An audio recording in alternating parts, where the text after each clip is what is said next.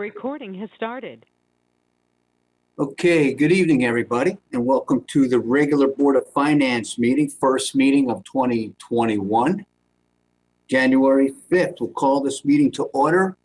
Can we all please stand for the Pledge of Allegiance? I pledge allegiance to the flag of the United States of America and to the republic for which it stands, one nation, under God, indivisible, with liberty and justice for all. So again, Happy New Year. So our only meeting for the month of January so far. And we have 2 meetings in February, and then we have our budget season. But I'm sure, things will come up between now and budget season. So for tonight, we currently have 7 items on the agenda. For item number 3, we have Chief Liddy with us, and we're going to review and act upon a grant request for the town from the Homeland Security Port Security. For item number 4, we have Mr. Stefan Chikata with us from H&H, and we will review and discuss certain impacts on our pension and OPEB liabilities and have a high-level discussion over current status and future status and discuss some concepts. Item number 5 is to vote on minutes. Item number 6 is to hear, consider, and act upon communications. And then item number 7 is to adjourn. Now, before we start, I would like to make a motion to add an item to our agenda. And to pass, we need 2/3 of the Board of Finance to vote for approval. And this is a leftover from one of our December meetings. And the item is as follows. To hear, and this is the motion, to add this item to our agenda tonight. To hear, consider, and act upon a request from the Purchasing Policy Committee to transfer $10,000 from the general fund contingency to the Board of Finance fees and professional services budget for the review and coordination of the new purchasing policy by outside auditors. And as part of this motion, I would like to make this item number 5. And the current item number 5 would be 6, and item 6 would move to 7, and 7 to 8. Now, this is just a vote to add the item to the agenda, not to discuss it at this point. So can I have a second to this motion? Seconded by Mr. DeWitt. Now, again, we need a 2/3 of approval to make this item item number 5. Is there any discussion on this motion? Okay, all those in favor, say aye. Aye. Okay, it is unanimous. Okay, we just added an item to our agenda. So we'll go back to item number 3. To hear, consider, and act upon the following resolution as recommended by the Board of Selectmen. Whereas it is in the best interest of the town of Fairfield to expend a total of $64,304 over a 3-year period on engine maintenance costs on the 33-foot safe boat Defender and the 23-foot safe boat and upgrades of the electronics on the 33-foot safe boat Defender, $48,228 of said costs to be funded by a grant available under the Federal Department of Homeland Security Port Security Program, PSGP, and a 25% match from the town of Fairfield, $16,076. Now, therefore, be it resolved that Brenda Kupchak, First Select Woman, be and hereby is authorized to accept in the name of and on behalf of the town of Fairfield a Federal Department of Homeland Security Port Security Grant in the amount of $48,228, and further resolved that the First Select Woman is hereby authorized on behalf of the town of Fairfield to sign and execute any and all necessary documents to secure said grant, and further resolved that $64,304 is hereby appropriated to fund said maintenance and purchases. I need a drink of water after reading all that. Can I have a motion to put this before us? Mr. Matola, seconded by Ms. Charlton. This motion is now before us, and we want to welcome Chief Liddy to our meeting to review this grant. And of course, Chief Liddy, we want to thank you for your service.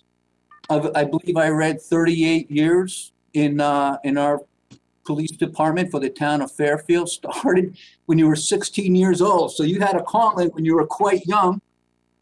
And again, thank you for your service, and we wish you all a safety and happiness and healthy retirement, long retirement.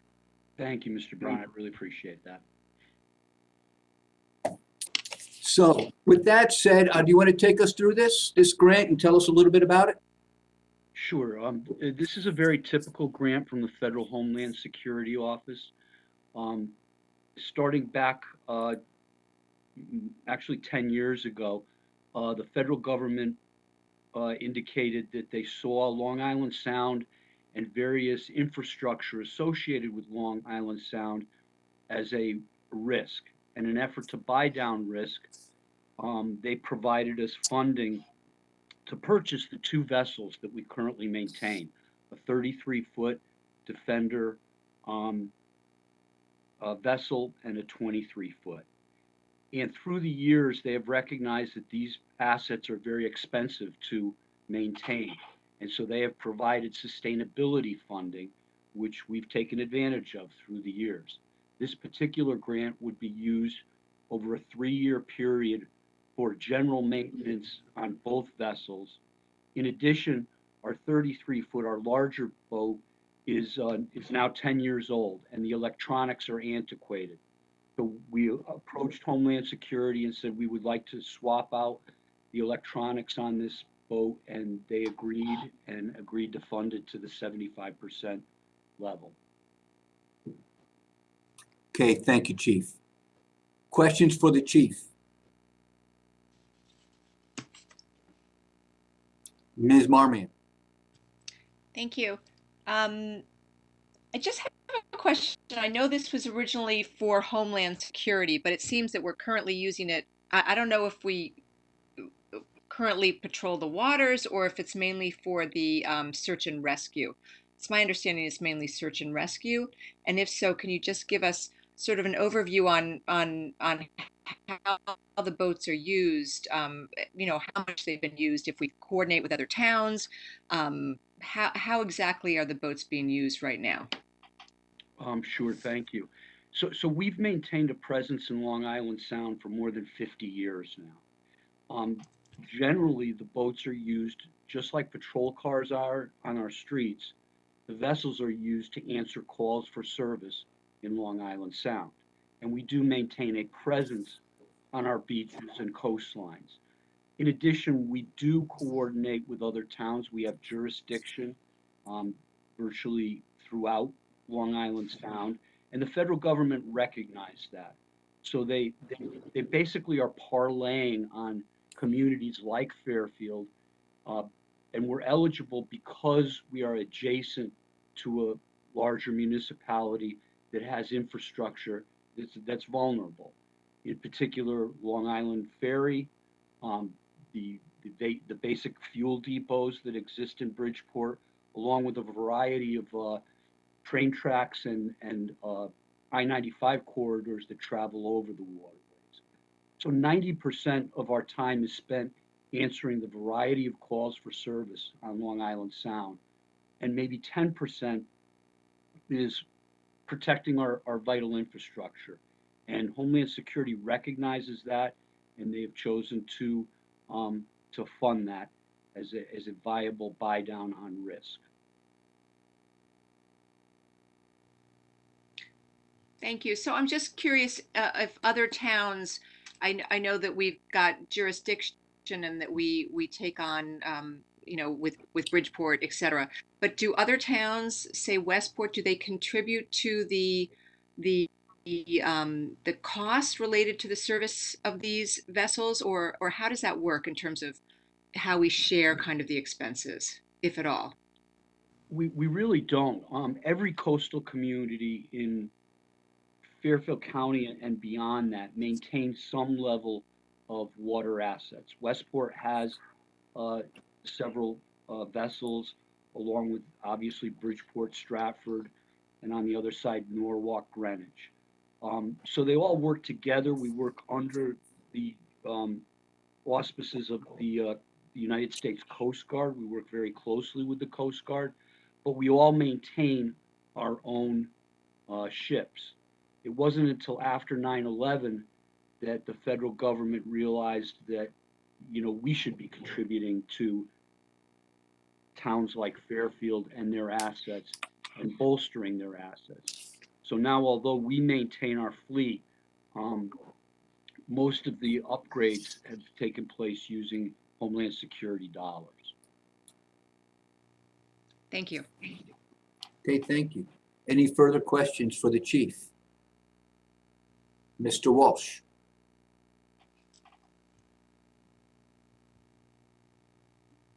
Good evening, Chief, and congratulations on your retirement and a great career. I've got a couple of questions in regard to just the grant. Number one, that's great that you're able to find the grant. Do you guys maintain a budget for these vessels? So, because the reason I'm going, and maybe you could just give me an open-ended answer, I guess, is if this federal grant was not available, I take it you'd be coming to us for a request for $80,000, correct? Because your radar is not working and things like that.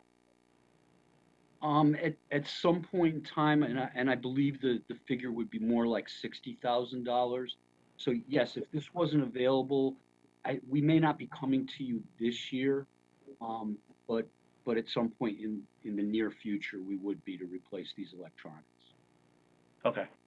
Because I guess, do you guys maintain like a budget on the boat, like how often the engines are going to have to be replaced? Like, what's normal for that? What's normal useful life for that? So that as we look forward for budgeting purposes on these assets, we'd have some sense of like how much it's going to cost us potentially if there's no grants available, and when that's going to be. Sure. So I don't have a separate line item in my budget for the vessels, but they are contained within three line items within our budget. The first and foremost is motor vehicle fuel and lube. We do carve out the amount for our marine assets. The second is maintenance and repair of equipment. You would see some, usually minor expenditures in that line item. And the third is maintenance and repair of vehicles, which is where I have budgeted for the 3-year general maintenance of this vehicle, which is now being covered predominantly by the grant. In terms of the engines for the larger boat, we took advantage of this same exact grant 3 years ago, and we were able to, or 2 years ago, and we were able to replace all 4 of the engines at that time. So we don't anticipate any major expenses coming up in the next few years. And we also don't anticipate this grant going away.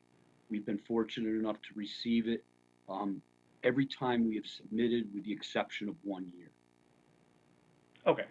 So you see this as being an ongoing grant that we really don't have to worry about in the future coming around, so that we might, in a given year, have to buy 4 engines or an entire electronics package that could be a big hit in a given year. I don't see that coming in the near future. Okay. I think it's going to be fine. Okay. And what are the ages of these boats? So the large 33-foot was bought in 2011, so it's just coming up on 10 years. And 2014 was the purchase year of the 23-foot shallow draft rescue boat. Okay. And what are the useful life of boats like this if you properly maintain them, replace engines, replace electronics, and things like that? I would think you know, given our aggressive maintenance schedule, there's no reason we can't see 20, 25, um, 25 years without a catastrophic failure of the hulls or something like that. Okay. All right. Thank you for that information. It's good to know. Thank you. Thank you. Thank you, Mr. Wong. Mr. Bateson, Yeah, Jim, can you hear me? can hear you. Great, thanks. Chief, congratulations on your retirement. I got a quick question. What is the Marine unit? What assets do we have down there right now? Just the 2 boats and a couple of Sea-Doos? Correct. 2 boats, 2 Sea-Doos. We staff it with 3 officers, roughly 7 months out of the year, and we have 2 alternates that aren't assigned there full time. Okay, in this resolution, it says over a period of 3 years. Is that just so that you have 3 years to complete this project? Correct. We can expend the funds over a 3-year period, and that's mostly for the maintenance of the vessels. Both vessels that will provide for filters, oil changes, general maintenance, zincs, things of that nature. Okay, so when I read the backup, it seemed a lot of it was geared towards electronics, but above and beyond that now, it's going to be like every year winterization and everything you're expecting that's going to be suitable for this grant. Correct. You're correct in that the major portion of the fundings will be electronics for the larger boat, and a smaller portion of it will be over 3 years for both boats, general maintenance. Okay, all right, I'm good for now. Thanks. Thank you. Thank you, Mr. Bateson. Any further questions for the chief? Mr. Testani? Thank you, Mr. Chair. And Chief, I just want to echo everyone else's comments. As you know, we have a special place for especially police with regard to my own family. So I appreciate your service certainly very much. And just curious on the staffing really of the boats themselves. I know you mentioned that you have 3 officers, and I'm sorry, was it 2? You have 2 or 3, was it, full-time officers assigned to the Marine unit? 3 full-time officers a portion of the year, and then 2 that are trained that could augment those 3 if needed. Now, are the 3 full-time, I'm familiar with, water communities and what they require with regard to the marine assignments. I'm just curious, are the officers assigned familiar with what the boats may need or the ships may need for some of these maintenance issues that will be dealt with in this grant? That's number 1. Number 2, are they also part of, like, I think, correct me if I'm wrong, we may have separate people that do diving. Am I right with that, or are these those officers that I'm thinking of? We do maintain a separate dive team. F-team, okay, Correct. that's what I thought. And the officers that are assigned to these units, are they familiar with the operation, sounds like, of the ships themselves, what may or may not be needed to help augment this grant in terms of making sure the boats have the correct maintenance? Very much so. 2 of the officers assigned have actually been with the unit more than 10 years and were instrumental in both writing the grant, obtaining the grant money, and ultimately speccing out and purchasing the boats, and received advanced training in these vessels in the state of Washington over a course of 2 weeks when we took possession of the boats. That's great to hear. And would you please express, I know I'm sure I speak for other members of the Board of Finance when we appreciate their diligence with regard to especially the grant piece of this award for the town of Fairfield. Absolutely. Thank you very much. Thanks again, Chief, for all your hard work and your service over the years. Thank you. And I just want to say that thank you, each and every one of you, for your support of our agency throughout the years. We've always enjoyed a great relationship with the Board of Finance, and your support of our organization never goes unnoticed, and we deeply appreciate it. Thank you, Chief. Appreciate that comment. Mr. Mottola? Thanks, Chief. No, I just want to say thank you, Chief. Good luck. Thank you very much. Thank you, Mr. Mottola. Any further questions for the chief? Okay, seeing none, this motion is before us. All those in favor of accepting this motion, say aye. Aye. I look around, it is unanimous, so the motion passes unanimously. Chief, thank you very much again, and I'm sure we'll see you around town at some point as a civilian. As a Thank you. civilian. Thank you very much, everyone. Thank you.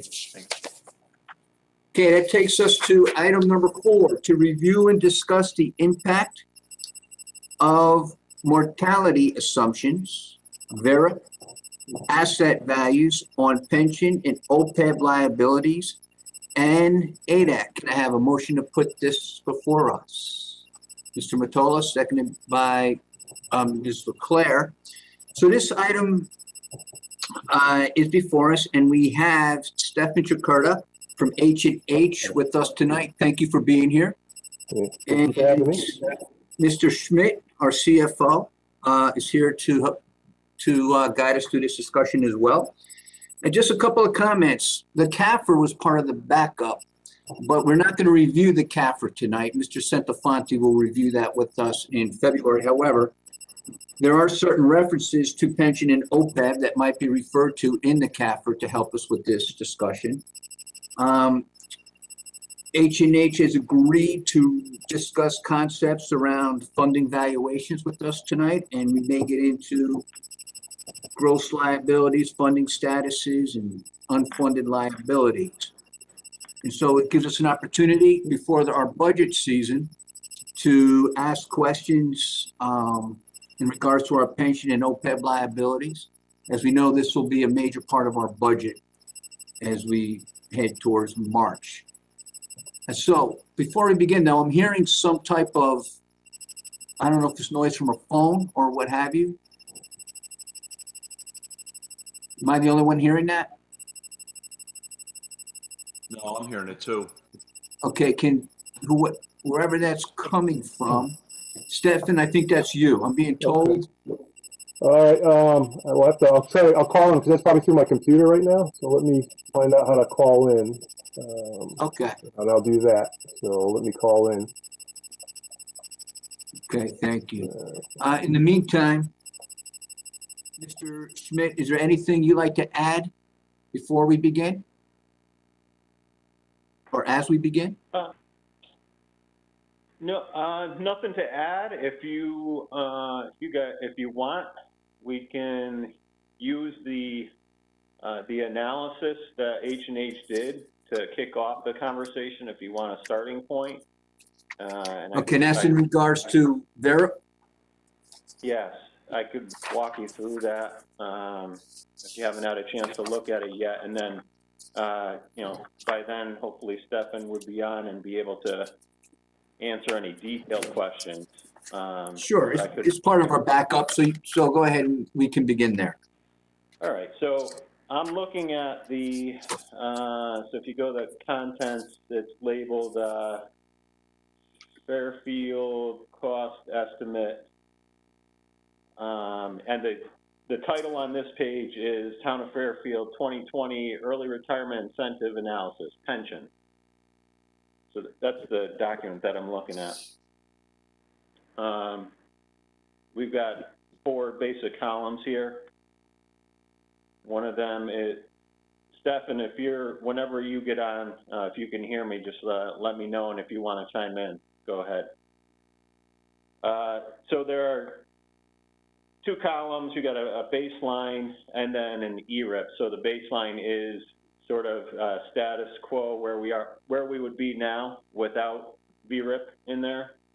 And I think the critical numbers to look at are the in the first column, 3540671 under early retirement, and then you compare that to the early retirement under the ERIP column. So those 2 numbers, 3540671 versus 4097910, and then you drop down below that number. The difference is 557239. 239, yep. And so that's the impact on the accrued liabilities related to the early retirement changes that apply to people who retired early versus the normal retirees. And you'll see that number in the baseline 6066, 692, and then skip over 2 columns, 7617, 314, drop down, and you see the difference there, which is the impact of early retirement on the liability related to the changes that apply to normal retirees, people who are already eligible for retirement. So that's the pension portion of, just lost my place, liabilities and the impact of the ERIP on liabilities. Now, if you skip down to, all right, let's go to the bottom of that page where it says, all the way on the left, all the way at the bottom, actuarially determined employer contribution. That's the ADEC. And you look at that first column, 17,248, and that gets compared to 4,883. And the difference between those two is the impact of the early retirement on the ADEC. And that's the impact of the early retirees portion of it. So if you do that math, I have it here. So the that total impact is, let's see, for early retirement is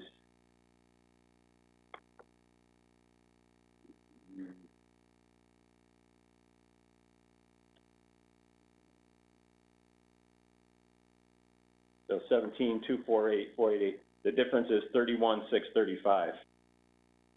In other words, our ADEC, pension ADEC, is projected to increase by $31,635 related to the early retirees.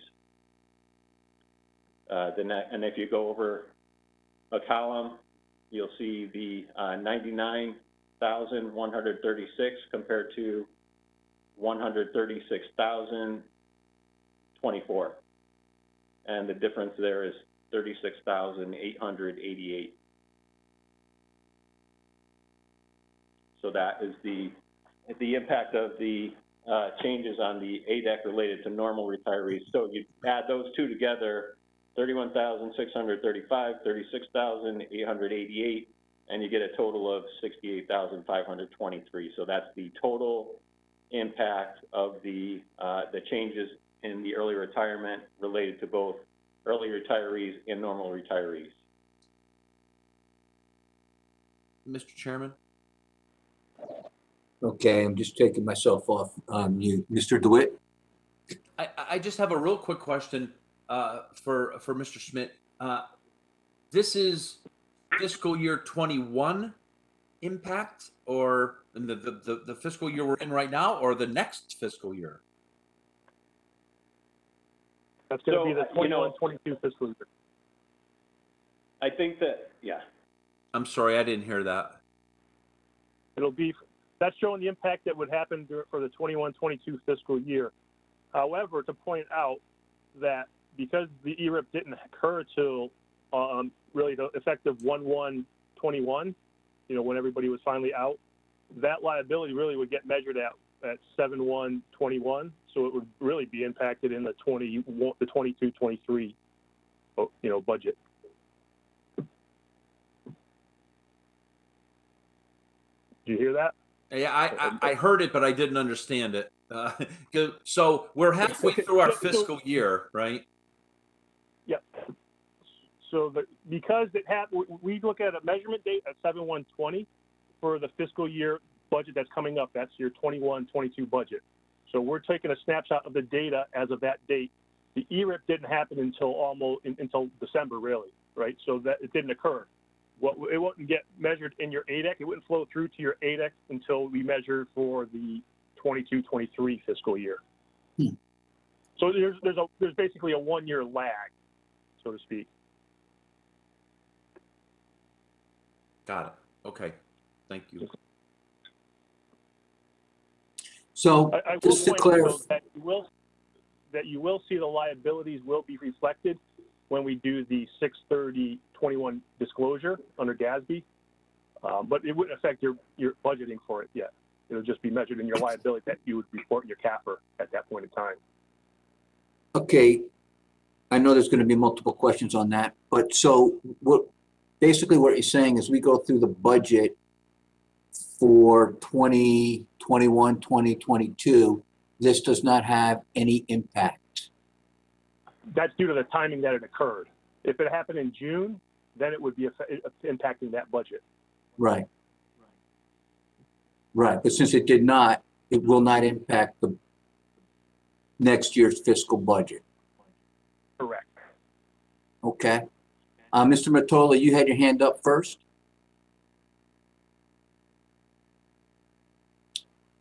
Just so I understand, the VERP impact for the next, not this coming fiscal year, but the following one is, if I'm hearing this right, is about $68,000 added to our contribution?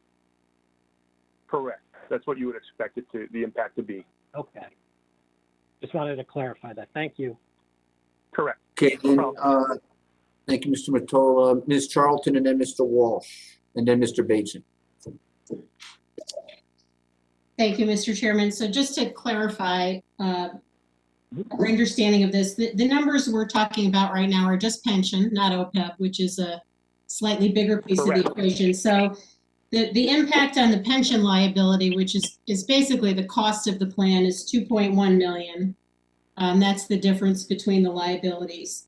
And the way that's going to roll into the ADEC is the fiscal 22 ADEC will be, getting the first piece of that, which is for pension only, 68,000, right? Correct. Is that it? Okay.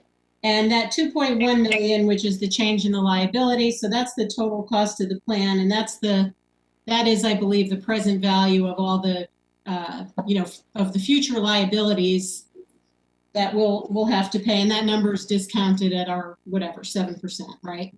Okay. Correct. All right. Thank you. Thank you, Ms. Charlton. Mr. Walsh?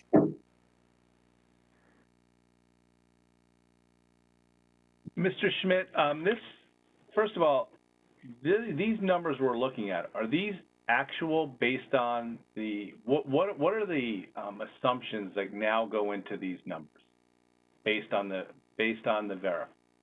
How many employees, what salary levels, what's the comparison of what you presented to the RTM that they voted on and the numbers that you gave them versus what happened by year end?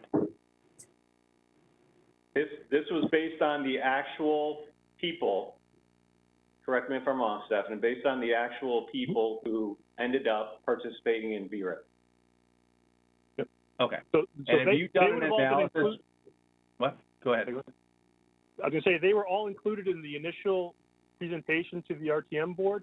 What happened is it got skinny down because, say, that was like 54 or 56 participants, and this might be total of 23. So it's a lot less people that ended up taking the ERIP or that ultimately got offered it or elected to take it. But this is only based on 17. This is based on the 17 who took it. Absolutely, yes. Based on their current salary at that point in time and their additional service and whatnot and all that, and it would have been based on current valuation assumptions. What is so only 17 took it out of what you were predicting the night of the RTM vote of an estimated 23 is what you estimated, correct? The administration estimated? That's right. So is this $68,000 number lower than what you presented because less people took it? Yes. Yeah. And how much less is it than than what you predicted on the 23? So I think I have that Yeah. chart in front of me, and what I'm looking at is $90,979. Does that sound right? That sounds in the ballpark. I'm going to pull it up too. Stefan, does that sound all right? It sounds Nice. reasonable. I don't remember that actual iteration because we did several iterations by parent when we Well, pared it down. yeah, don't take it from me. I'm just reading what I think was presented to the RTM, but if you can verify. That's going in the right direction. It went up from, if there's more people, it expected to be a little larger. So 90,979. 90,979. That's right. So basically, that number was about 25% less or so. Were the people that Sounds right. that exercised the VERIP, what was the average salary of those people? Because I think you were estimating $75,000 as being the average salary when you were making your assumptions to the RTM. If I remember correctly, I want to say it was somewhere around, I don't know what it was for the final. I believe for the, I don't want to say, I'm sorry. I don't have the information. I don't have all those details in front of me, and I'm not sure I want to take a guess at it. Okay, since we're going to be following up on this on a quarterly basis to see what the total cost is and whether this turned out to be a good idea, a medium idea, a bad idea, this VERIP, can you please get us a comparison against what the numbers were being presented at the 23 versus what they are actual at the 17?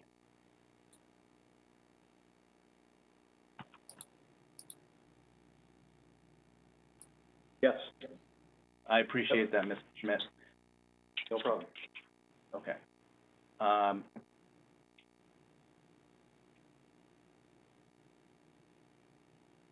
And I take it then that all the cash flow things, your cash flow model, Mr. Schmidt, that was presented to the RTM, because there won't be an impact, will have to be adjusted to show what that, because everything's now kicking off. It sounds like a year later from what Mr.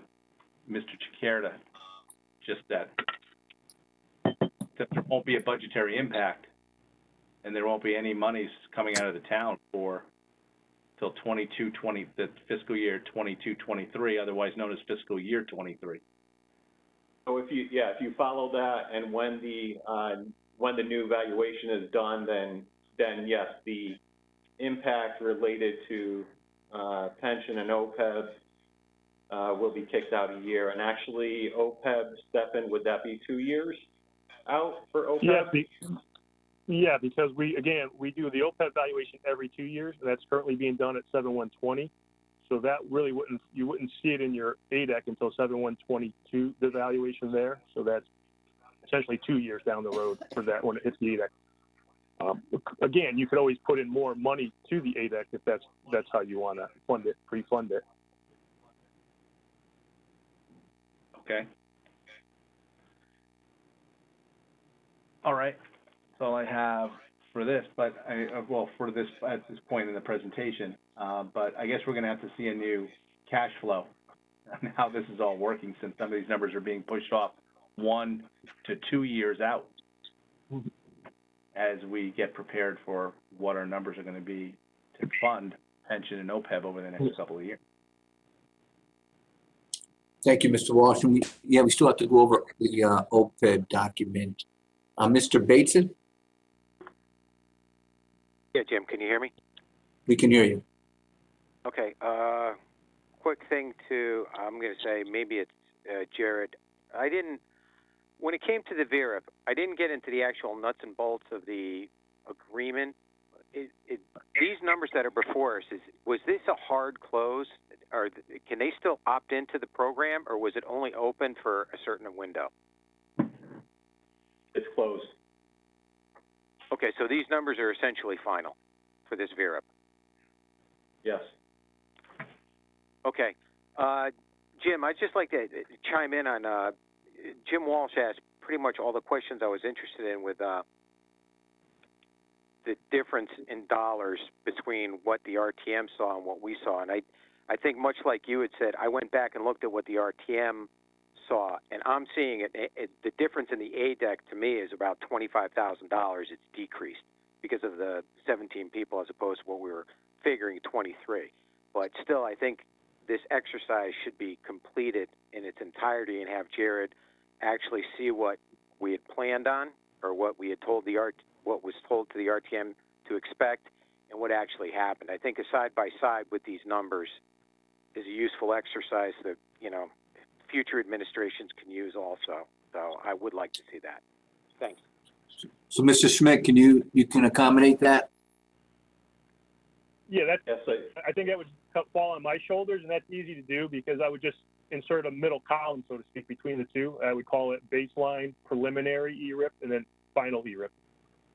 So, because I think that's what you're kind of getting at. Yep, exactly. Thank you. Okay, thank you. Mr. Mottola?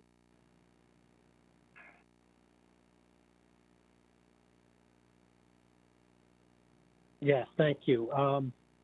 So, Jared, the 17 people who took the VERA, have we had to bring any of those, I guess, former employees back as contract employees for a period of time? Do you know?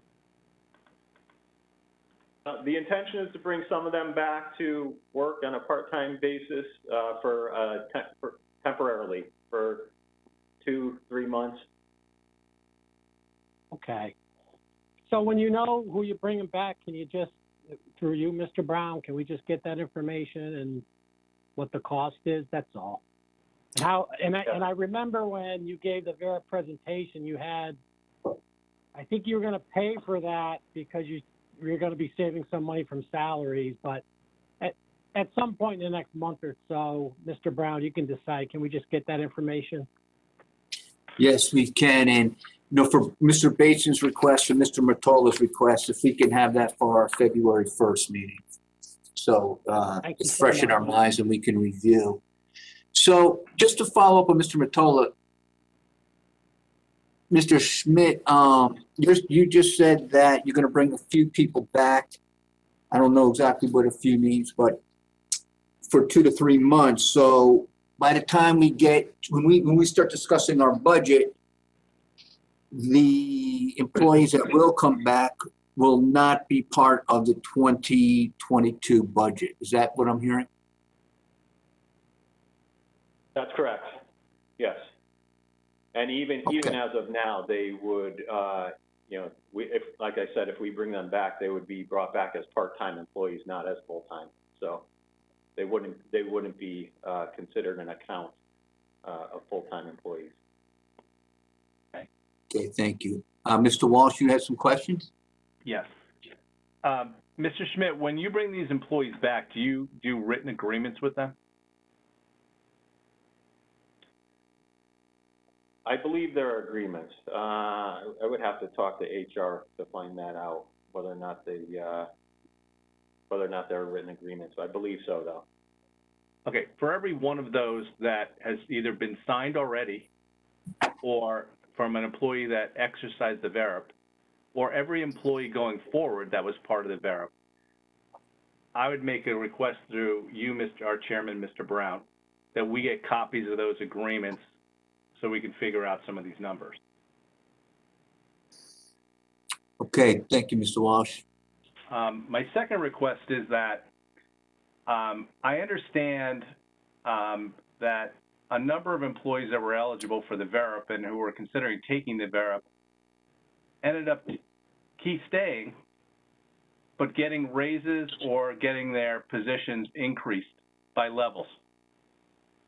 So I'm making a request that in the last 60 days from December 1st, so say, let's just start October 1st forward, for any position in town where either the salary has been increased or the I don't know how you say it, I forget what the term is, the level of that position has changed,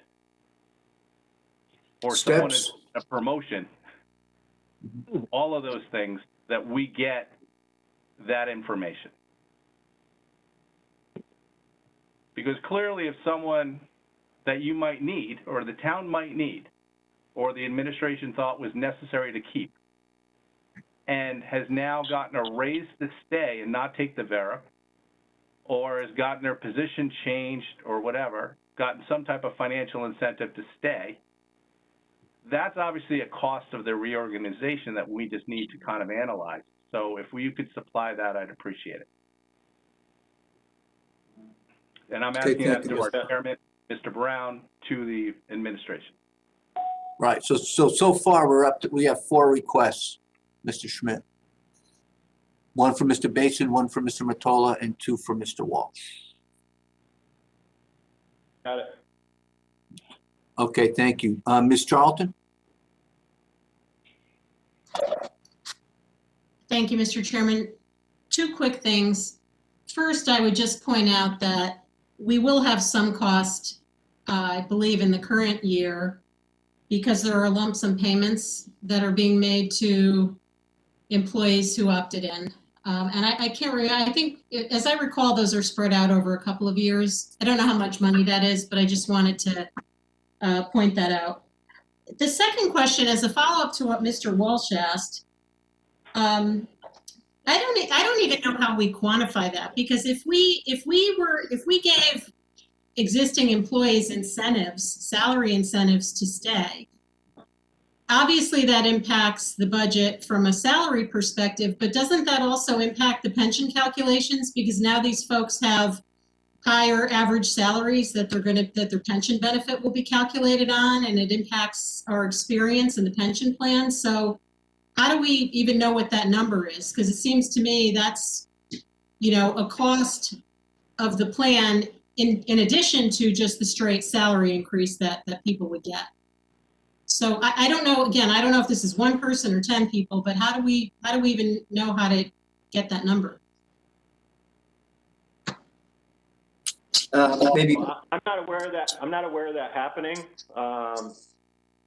If it did, we'll look into it and we'll get back to you.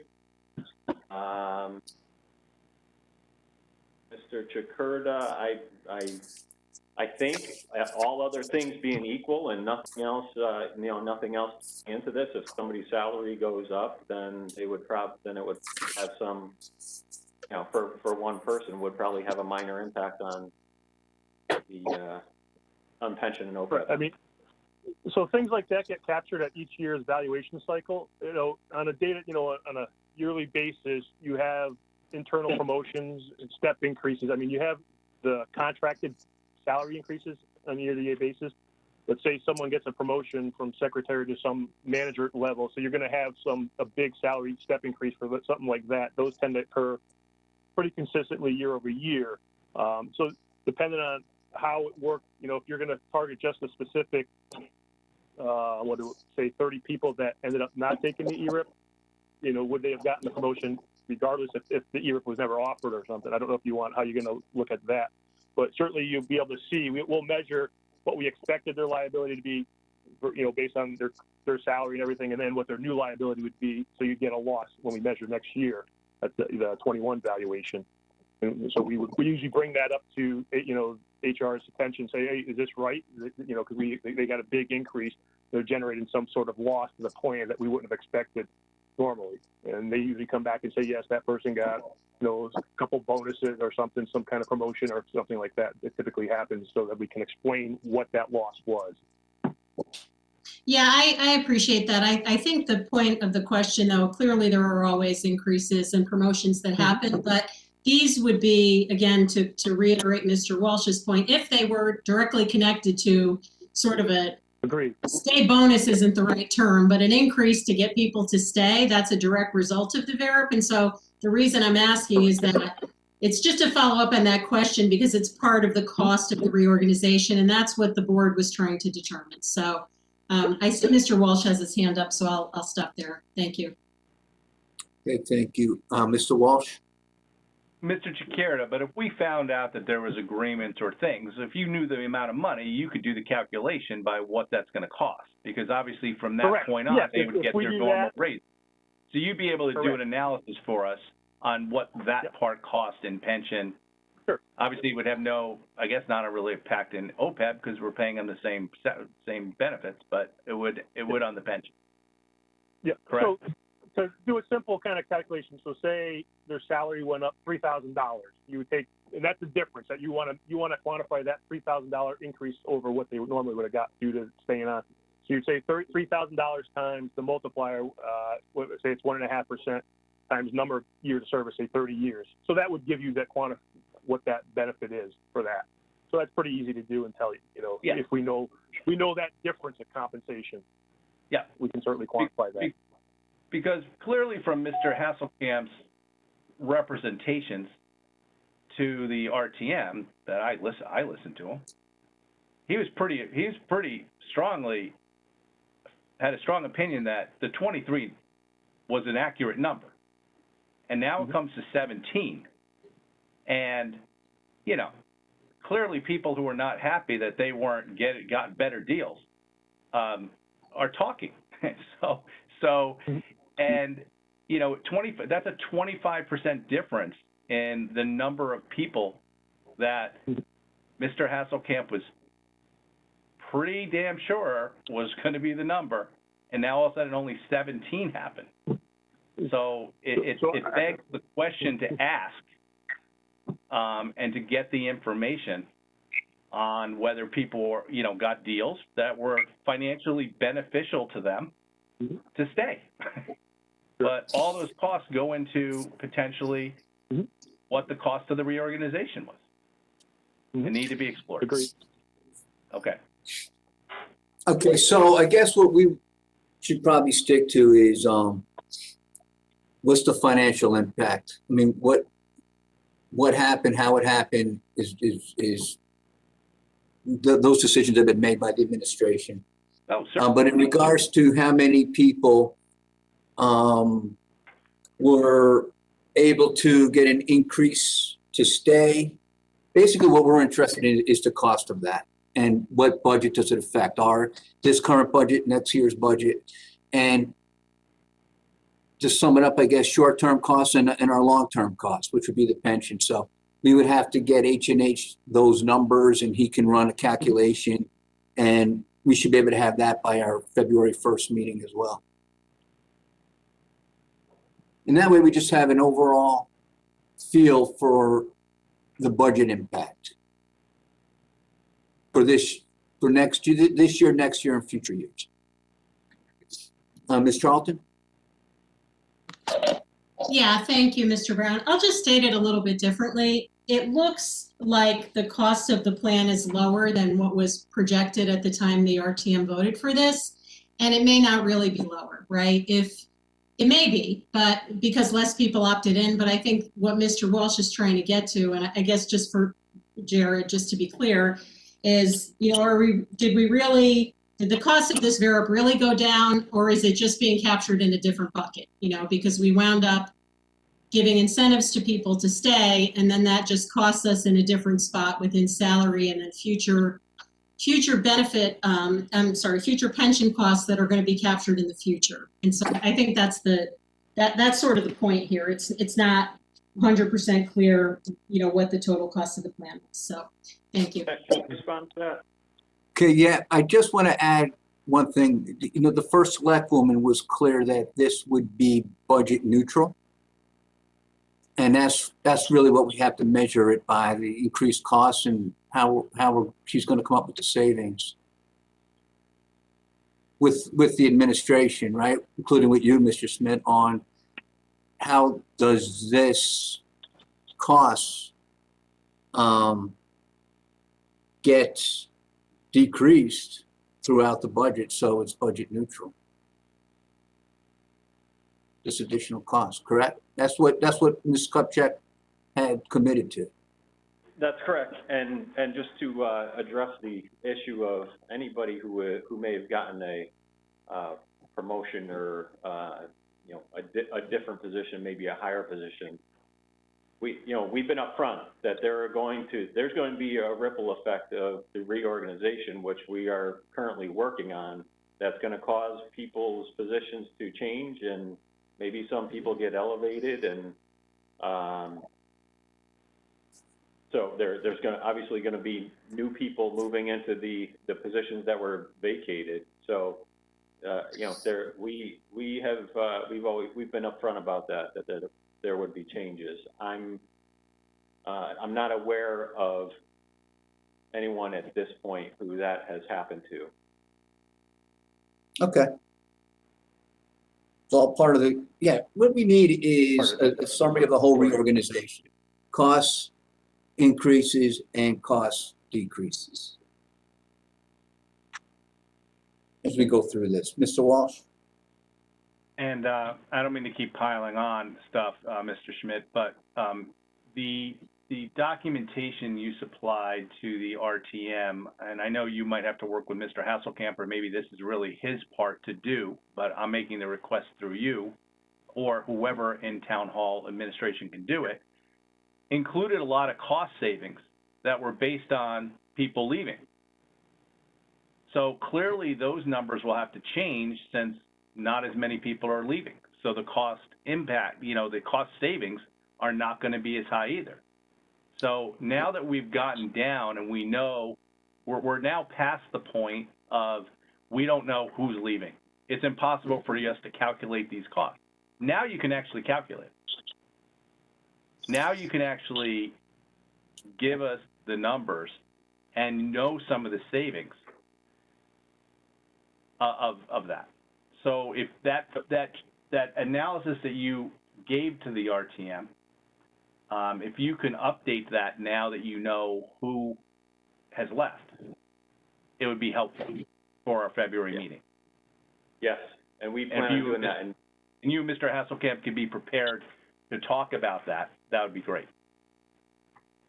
And we'll be happy to present that to you once the reorganization is done. When you say now, I assume you're not meaning literally right now. We don't, because we haven't finished the reorganization, and once we finish the reorganization, then we will have a clearer picture. No. So, okay. Yeah. So, Mr. Walsh, yeah, what was presented to the RTM was the VERIT budget impact, and you had VERIT-related savings. And for fiscal year 21, what was shown as a total savings was $508,000, and then you had a net budget savings of VERIT of 163. So that'll change. I would say you have enough information to come up, just to update this worksheet.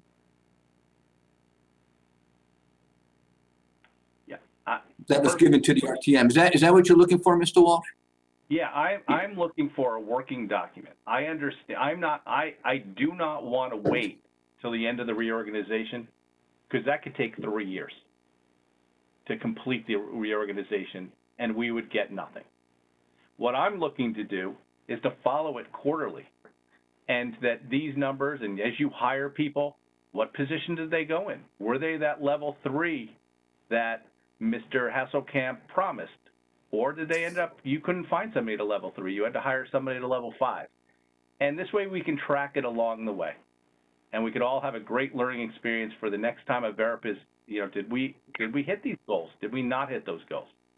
So I say quarterly, we're going to be updating a lot of stuff as you hire people. You might not be able to find, you know, somebody who, I don't have the list of people who left, but you might not be able to find them for 3 months. You might have more savings because you didn't hire somebody for 3 months. And then we'll see what salary level they were hired at. So this is going to be something we track quarterly, and we've got to come up with a working spreadsheet or something to take advantage of that and to know the real numbers.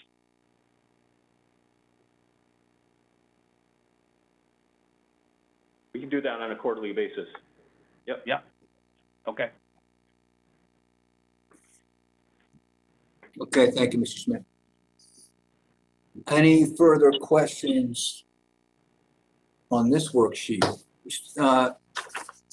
Stephanie, did you have a comment? It looked like you were about to make a comment. Do you have any further I'm comments? just kind of taking it all in, just thinking, to myself, one of the things that, when you talk about the savings to this, so when you take people out of the pension plan, remember this plan that they're coming out of is closed, so there's no new entrants going in there. So say the normal cost that an active participant is getting is about 8% of pay. So you can kind of look at that and say, okay, that's 8% of pay that we're not funding anymore. So a new person, whatever their salary is going to get whatever that DC contribution is. Maybe that's only 5%. I don't know what you offer in your DC plan. So that would be a kind of a savings on that type of a person. So I think maybe if I add a row that shows the compensation that these people had in total aggregate, so I think that's one of your components of your savings, the compensation that's not there, in the pension plan. That's out of the pension plan. So now you're not contributing to the pension plan as a percentage of pay. You're probably if they're replaced, you're contributing at a lower percent. So their cost, say it's 8% of the pension plan, maybe 5% of the DC plan. So that your 3% of pay would be kind of your inherent savings there. So I think those are kind of the questions Jim is getting at. So, and if I could, Stefan and I will coordinate, because some of that we did capture, Stefan, and you haven't seen all the spreadsheets that we've been working off of, but sure. We captured those other savings and as well as additional costs in the spreadsheets. But I'll work with Stefan on that for the quarterly updates. That'd be great, Mr. Schmidt. I know personally I was about to bring the same thing up because you captured that as a savings in your worksheet. So I guess you guys got to coordinate and figure out whether that's all correct. Yep. And while you brought it up, Mr. Chikirda, when we were looking at the going to a 401A, I think it was your firm told us that the 401A was going to be more expensive for like the first 7 years before we really saw savings. Why was that? Do you remember? That's because you're probably because you still have people in the pension plan that are accruing benefits. So before you get enough people out of the pension plan where they're retiring no longer accruing, you're going to have additional costs in aggregate. Okay. Are we on the flip side of that now, where it's not costing us as much, or are we still gearing up on that? I don't know. I didn't work on that analysis, so I don't want to speak, what I don't know about. But I think typically it takes a couple of years, 3 or 4 years. So you're probably I think, as we've seen in the ADEC, we're right about the point where we're going to start turning down for this plan. And again, this is only on the town plan, not the police and fire. That's going to start going down. And I think we're about 5 years in, I recall. Okay. So I think it's another year or two. We probably. Well, that's good, because all the other numbers on the pension seem to be going up, so that's great. That's great. Good news. One shiny note. Mm-hmm. All right. Okay, thank you. Any further questions on the pension incentive analysis? Okay, let's go to OPEB. Who will take this? Mr. Schmidt or Mr. Chikirda? Either one of us can do it. So the concept was roughly the same. You had people. So to kind of step back, one of the things that Jim didn't say. So the only people that this get rolled out to initially were people who were eligible for early retirement and those people who are already at normal retirement. So there was a fixed number of bodies in aggregate that were actually eligible to be a part of the incentive, and whether they chose to take it or not was up to them, I guess, ultimately. So the people that are early retirement, those are people that had 10 years and were over age 55. They might have been within 3. I think they were within 3 years of normal retirement. So those people got to go out early. Those tend to be a little more expensive when they retire on the OPEB side, right? Because now you're drawing benefits instead of at 62, you're drawing them at 59 or something, whatever that, 57. So you're getting OPEB benefits for a few years more than when you would have normally. So that early retirement column, that increase was really $900,000 roughly in liability, increase of liability. Those people that are already eligible for normal retirement, that increase was $1.3 million. So here you had a little bigger of a change. So you can certainly see it in the last row, that 7,000 for early would increase to 73,000. Again, that's because these people are now getting benefits before we would have expected them to. The normal doubled, so you have what, 183,000 versus 60,000, so about 120,000 increase. Between pension and OPEB, is about a $200,000 increase to the ADEC for the budget. Okay, thank you. Ms. Charlton? So it's about 183,000, you think? In total, but then if you subtract off the other 60, you got about 123,000 increase to the budget on this side, and then you have the other 60,000. So I guess what's that? 80? That's 183. Yeah, I said 200. My bad. I just did quick numbers in my head. Sorry. Okay. About So 192,000 is the total ADEC between pension and OPEB. Okay. I'm looking at the VERA presentation on the budget impact, and in the presentation for fiscal year 22, it looked like you guys were saying that it was going to be 161,348, and that's with 23 people retiring, and now we only have less people, right? So is it? Does it get to be more because there's less people? No, the overall impact of OPEB ADEC was 120 in the based on the final analysis was 123,700.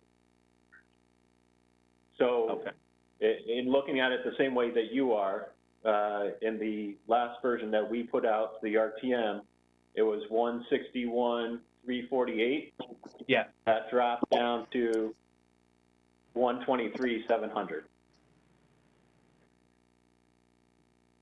I thought we just said that it was 183,000. 192 for both of them together, for OPEB and pension together. 192 for OPEB and pension together, right. Oh, okay. Okay, I must. Sorry, but I gave you too many numbers too fast. I apologize. That's all right. No, that's all right.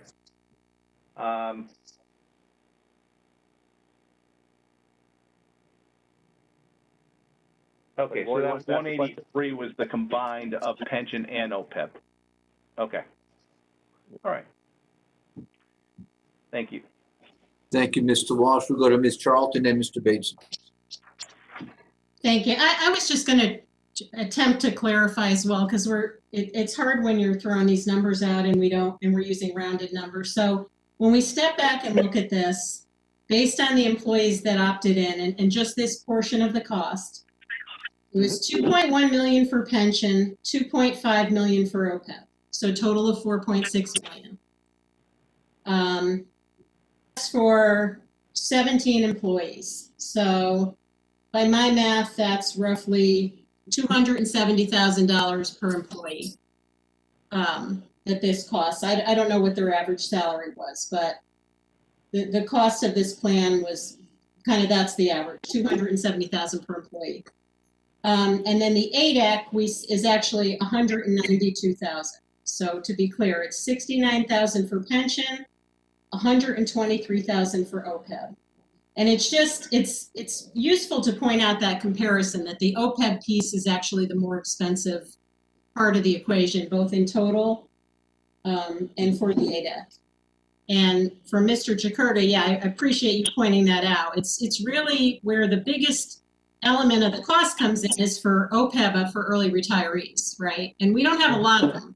I think if last time we saw the numbers, there weren't too many early retirees that opted in, but those folks, the cost of the plan for that population is per person the highest, because basically, I mean, I know they contribute a little, but basically you're sort of getting free health care for X number of more years, right? That's, in layman's term, that's what's happening. And that's what's driving up, the liability as well as the annual cost. So was that a proper summary there?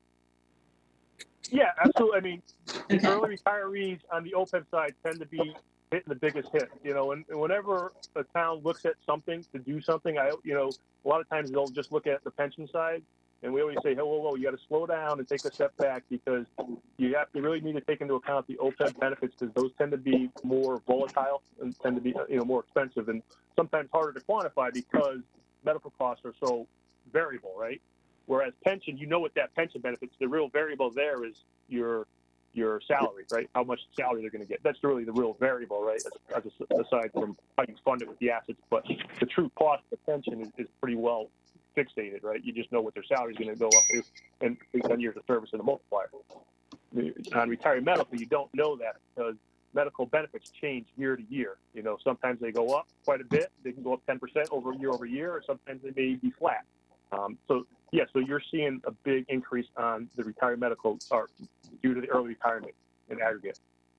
And that's, I appreciate you providing that perspective, not only for the VERA, but as we continue the discussion, because I think sometimes, as you said, there is a focus on pension, and that is a defined benefit. So you have a formula. It's, years of service times salary times the percentage that you get. And so it's a fixed cost, more of a fixed cost, if you will, whereas healthcare costs can be, unless you cap them on the benefit, they can, I'm not going to say unlimited, but there's much more risk on the healthcare side depending on how that's managed. I just wanted to restate one thing I said before, because I probably didn't include everything. So, the $4.6 million for 17 employees, I think I said that averages out to $270,000 per employees. But what I left out of there was they also get a lump sum in that, so it's a little more expensive than that. I think it's closer to $290,000 per employee, and that adds a little more to the cost of the plan. So just to clarify that for either the public or we're only looking at one piece of this. There are other costs that were in the town's analysis as it was presented to the RTM that have to be added to these numbers to get to the whole piece. So just to be clear. Again, thank you. Thank you, Mr. Hall. Mr. Chairman, could I address that? Mr. Smith, go ahead.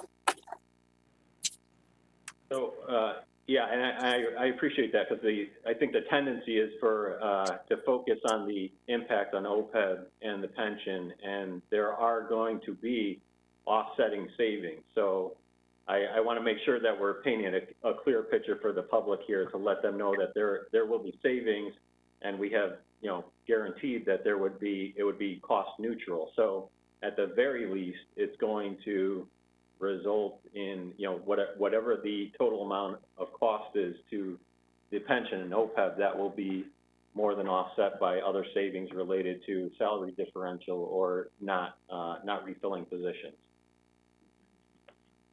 Okay, thank you, Mr. Smith. And as we move forward, we'll have a clearer picture of how this is going to work, right? Yeah. Okay.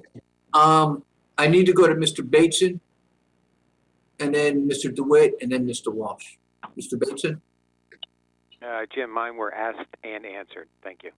All right, thank you, Mr. Bateson. Mr. DeWitt? Thank you, Mr. Chairman. Chris DeWitt. I was going to actually bring up that same point Mr. Schmidt brought up, that we're looking at the real negative side of this, but there is a positive upside to it that we don't have the whole picture right now. But Mr. Shakurda did bring up something because it affects OPEB more than pension, is the mix of the early retirees versus the post-retirees. Mr. Schmidt, I don't think you've told us, of the 17, what was the mix? How many were early retirees and how many were already of retirement age in the 17? I believe it was 6 and 11, Stefan. I don't know if you remember. I believe it was 6 who were early and 11 who were normal. Yes, that's what I believe, right. And the more, so Mr. Shakurda, just so I'm clear, the more early retirement people, that has a more detrimental effect to OPEB, correct? Because you're like double dipping, if correct. You will. Yeah, and it's kind of the flip side on the other side, because of what they offered for the normal retirees, right? Because they got a little bit better of a benefit to go out. Sure. Okay, got it. Thank you. Thank you, Mr. DeWitt. Any further questions on these worksheets? Mr. Walsh, sorry. Mr. Schmidt, speaking of the savings, has the administration identified yet the 3 positions that are not being refilled out of the 17? No, as I mentioned, that's part of the what we're going through now in restructuring and part of the budget development process. Yes.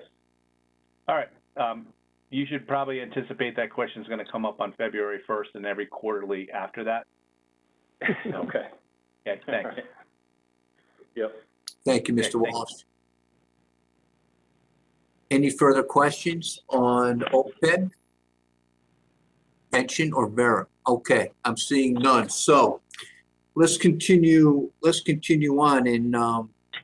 Chakurta, I just want to turn it over to you. You had mentioned that you could talk about concepts around funding valuation, and it may be questions on gross liabilities or funding status on funded liabilities. So whatever you can share with us, and then questions will come up. But whatever, if you can't get into details or granular, because I know you're still working, you still have some work to do, right? Yeah, we're currently in process of working on the 7120 valuations.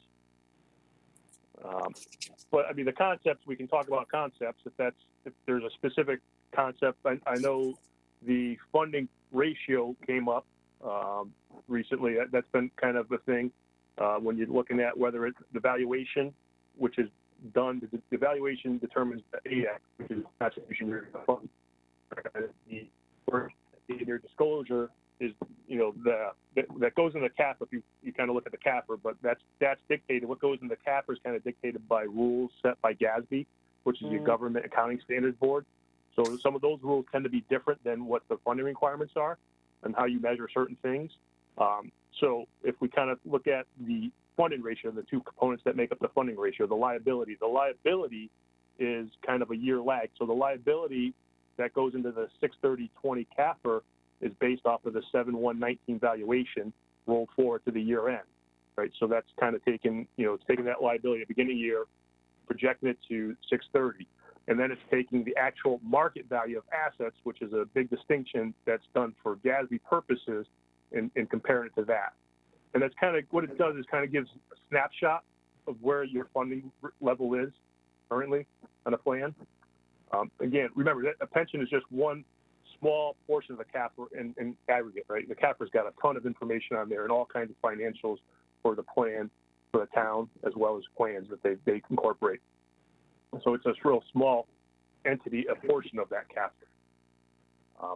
Whereas now, if we kind of look at the same funded ratio on the town's, on the valuation side, that the difference there is it's using more up-to-date data, right? Calculating the liabilities, so to speak, one day after, right? Because you're measuring at 6/30 on a projected liability, whereas valuation is 7/1. So that's taking a new data, but using the same assets that are now smooth for funding purposes. And then you can get into the difference between a market value and an actuarial value that's used for funding.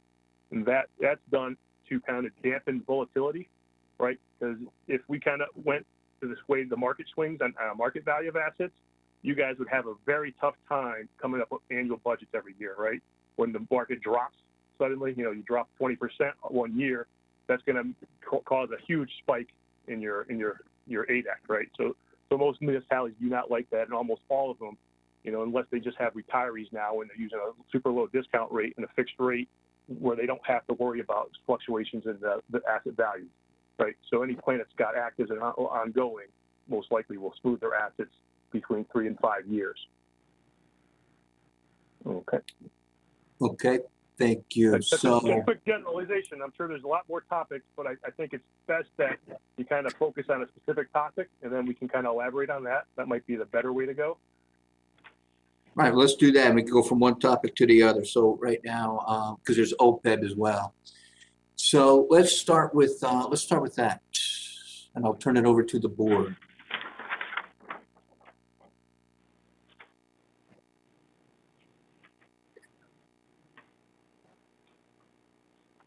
Any questions in regards to Ms. Charlton? Yeah, sure. I don't really have any questions. I think Mr. Chakurta said it. There's really two things you look at. Our financial statements require us to show the funded status of the plan using the fair value of the assets at the end of the year. And that's the way it always is, right? So you can see the trend every June 30th. And to Mr. Chakurta's point, that smooth value of the assets, is really sort of meaningless other than it's a funding mechanism, right? It allows you to smooth out your ADEC over time. It's not more representative of the asset values because for one thing, it will smooth out, realized gains and losses as well as unrealized. So it's really a funding mechanism versus, and listen, we can get into a debate about the fair value of the assets. It's always, it's a point in time. It's June 30th. The whole balance sheet is a point in time. But that's what we disclose because that's what, GASB and standard setters have decided is, appropriate to disclose. And those standards for anybody who's, the GASB came into existence the year I started my career. So I've sort of watched these standards develop over time. And what goes in our financial statements on those standards is based on, a process that, GASB gets input from stakeholders, including, analysts and rating agencies and users of financials, and they have public hearings and they go through a process and decide what to disclose. So I think, what's in there is important and it's distinct from, what we may use to,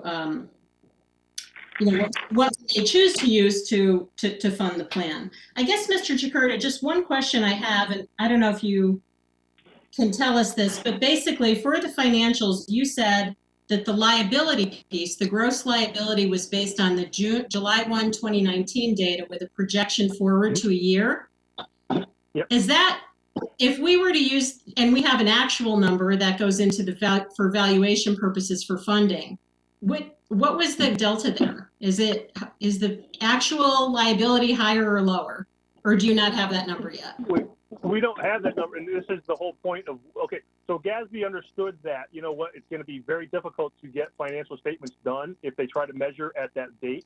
No, I realize we don't have it. Yeah, I'm sorry. I realize we don't have it for the financials, but you're going to have it for purposes of calculating the ADEC, and you just don't have it yet, right? You'll have it in another month or so. Correct. Gotcha. Correct. Okay.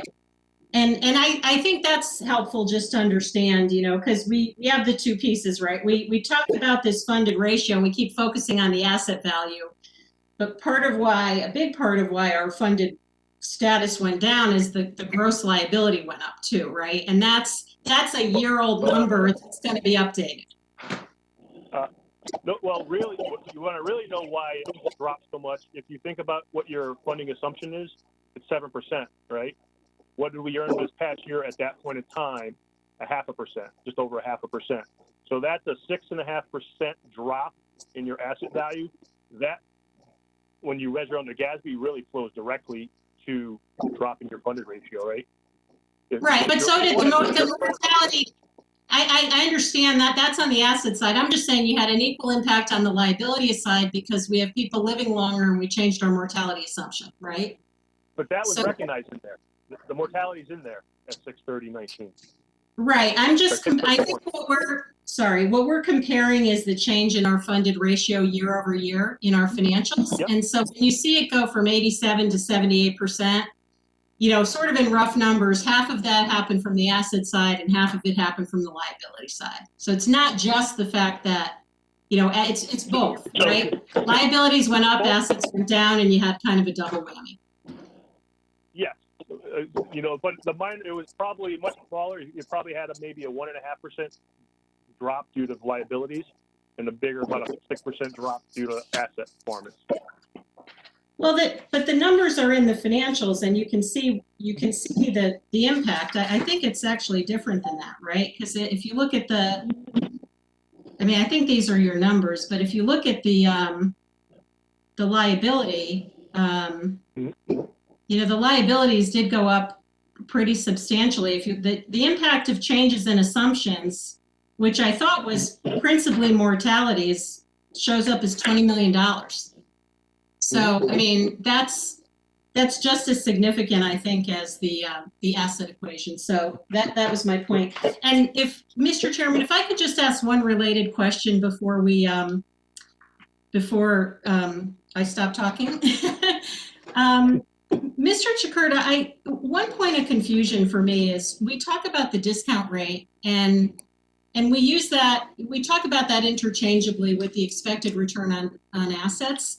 Sure. But when I look at the financial statements, and I understand this is based on numbers that you provided, I'm looking at, for the board members, it's on page 64 of the CAFR.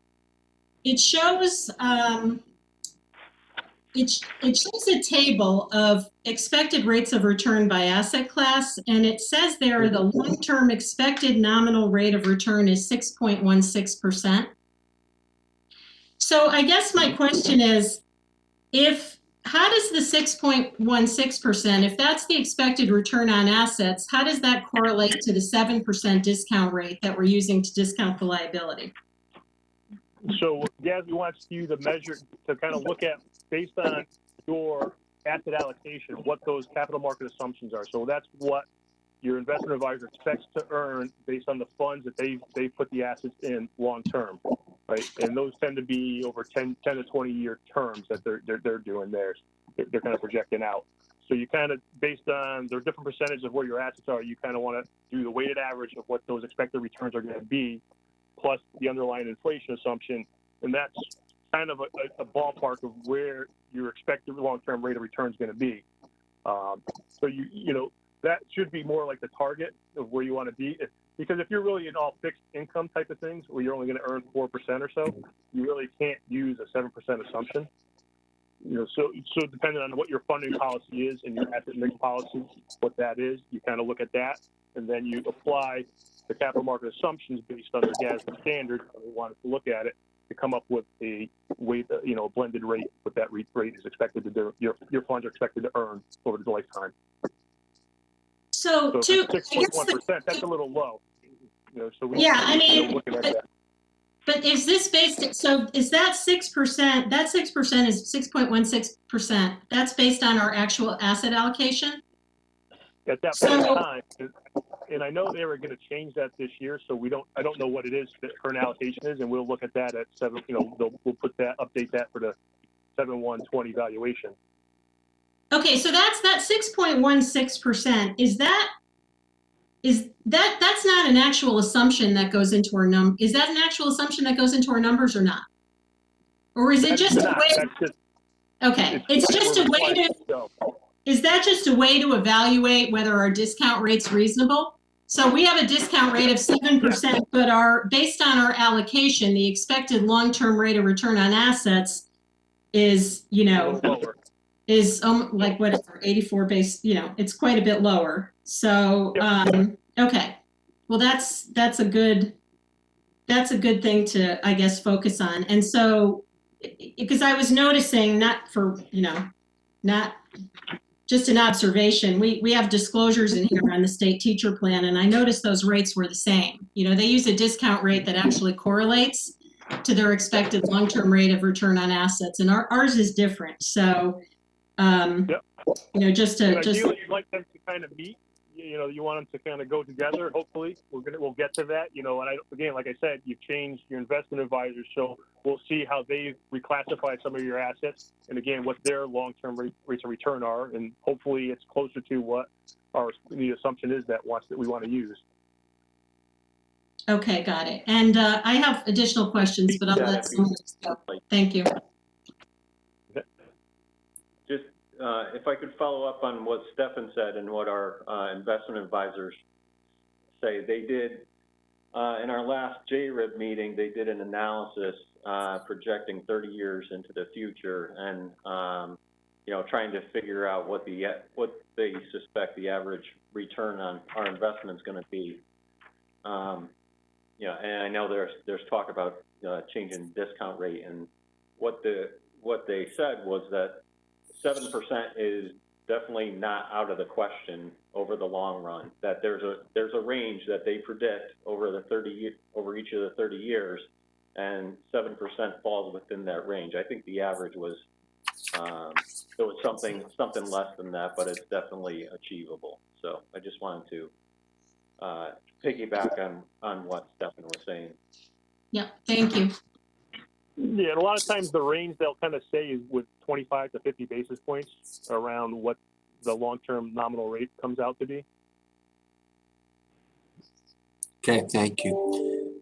Are there any questions outside Ms. Charlton's questions that I guess you have some more questions, Ms. Charlton? Do you have more questions? I have a couple more questions, but I'll give someone else a chance if they. Okay, Mr. Walsh? Mr. Chiquera, do you know what the discount rate is for the averages for AAA communities in the state of Connecticut? You're asking what other towns are using? Yeah. What we Specifically do, AAA. Yeah, that specifically, I do not have that. I know we do a study that we'll do when we get all the CAFRs for 6/30/20, and we'll basically say, where you compare, where all the, the 160 municipalities in Connecticut, what rate they're using. And so you can compare where you are. That's not in this presentation, but I believe it was 6.81, I think, or 6, somewhere around there. That's the average rate of all municipalities that we located the CAFRs for. Okay. But so you guys are a little higher than your that. firm's never looked at it for what the AAAs are? I don't believe. No, I don't think so. They may have. I don't use. That's more on the investment side. Okay. Would you be surprised to hear that it's a lot less than 7? No, not at all. I wouldn't be surprised if it's down to 6.25.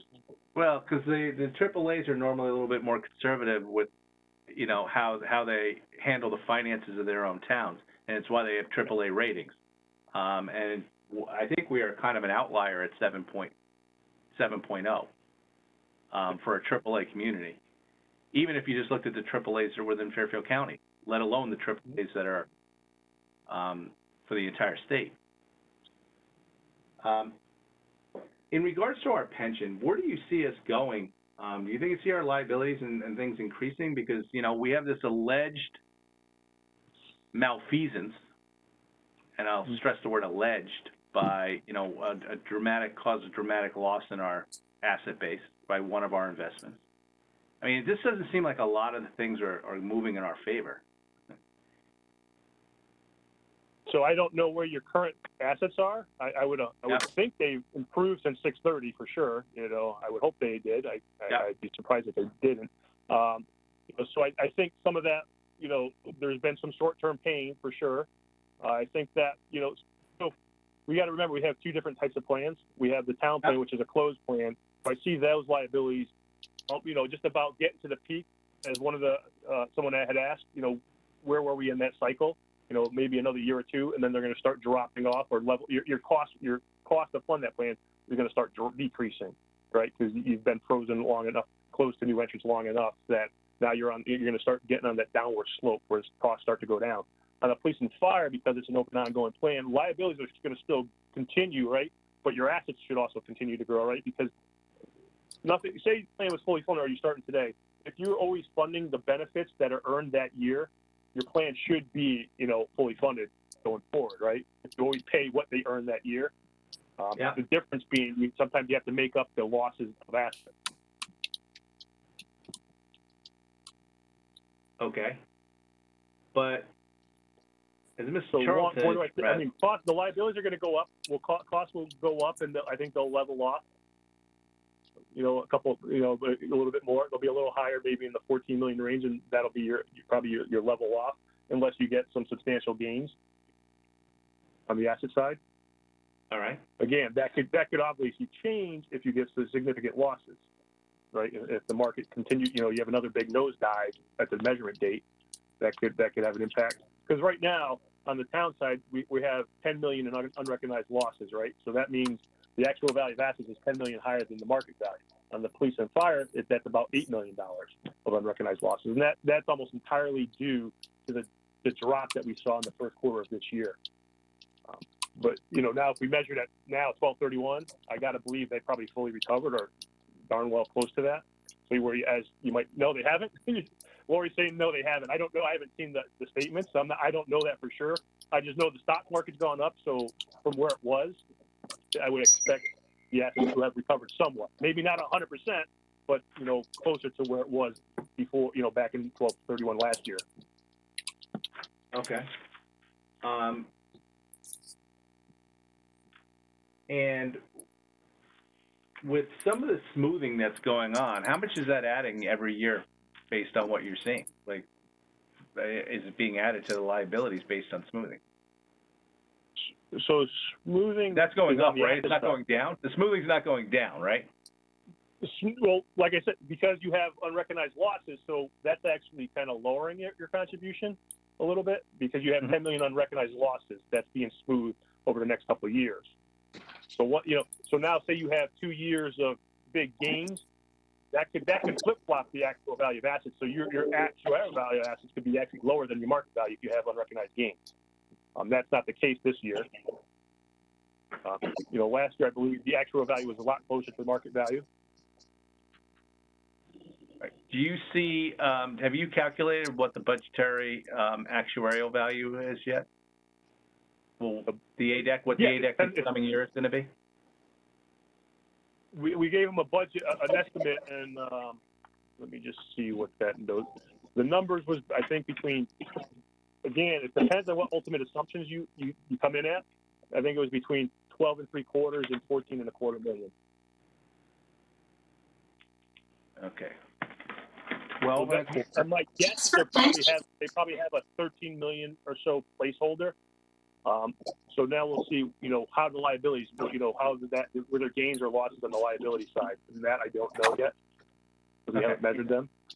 So that's just on the pension side, you said between 12,250,000 and what was the higher range of that? 12.75, so 12.75 million and 14.25 million. And again, that's between a 7 and a 6.75 discount rate. If the ultimate decision is to go lower, then it'll be higher than that, unless there's significant gains on the liability side.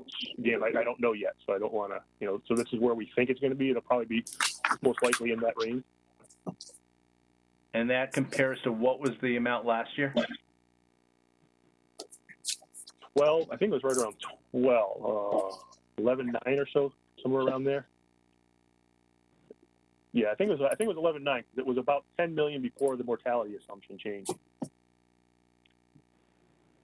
All right. So, and we funded the pension fully. So you're saying we put in 11.9 and it could go as high as. You think there's going to be a placeholder of 13 million, but it could go higher because you haven't formulated what the actual number is. Correct, because we don't know what the ultimate assumptions are going to be that are going to be adopted. And that, adopted by who? The pension board? The pension board. So I'm scheduled to meet with them at the end of the month, and we'll talk about the different assumptions and the different costs, and then they'll ultimately decide on what assumptions they want to settle in at. Okay. All right. And these assumptions that you have going between the 12.75 and the 14.25 have assumptions that would do. Is some of that includes the correlate to what we're going to talk about at that meeting? Yes. Is one of those assumptions the discount rate going down? Correct.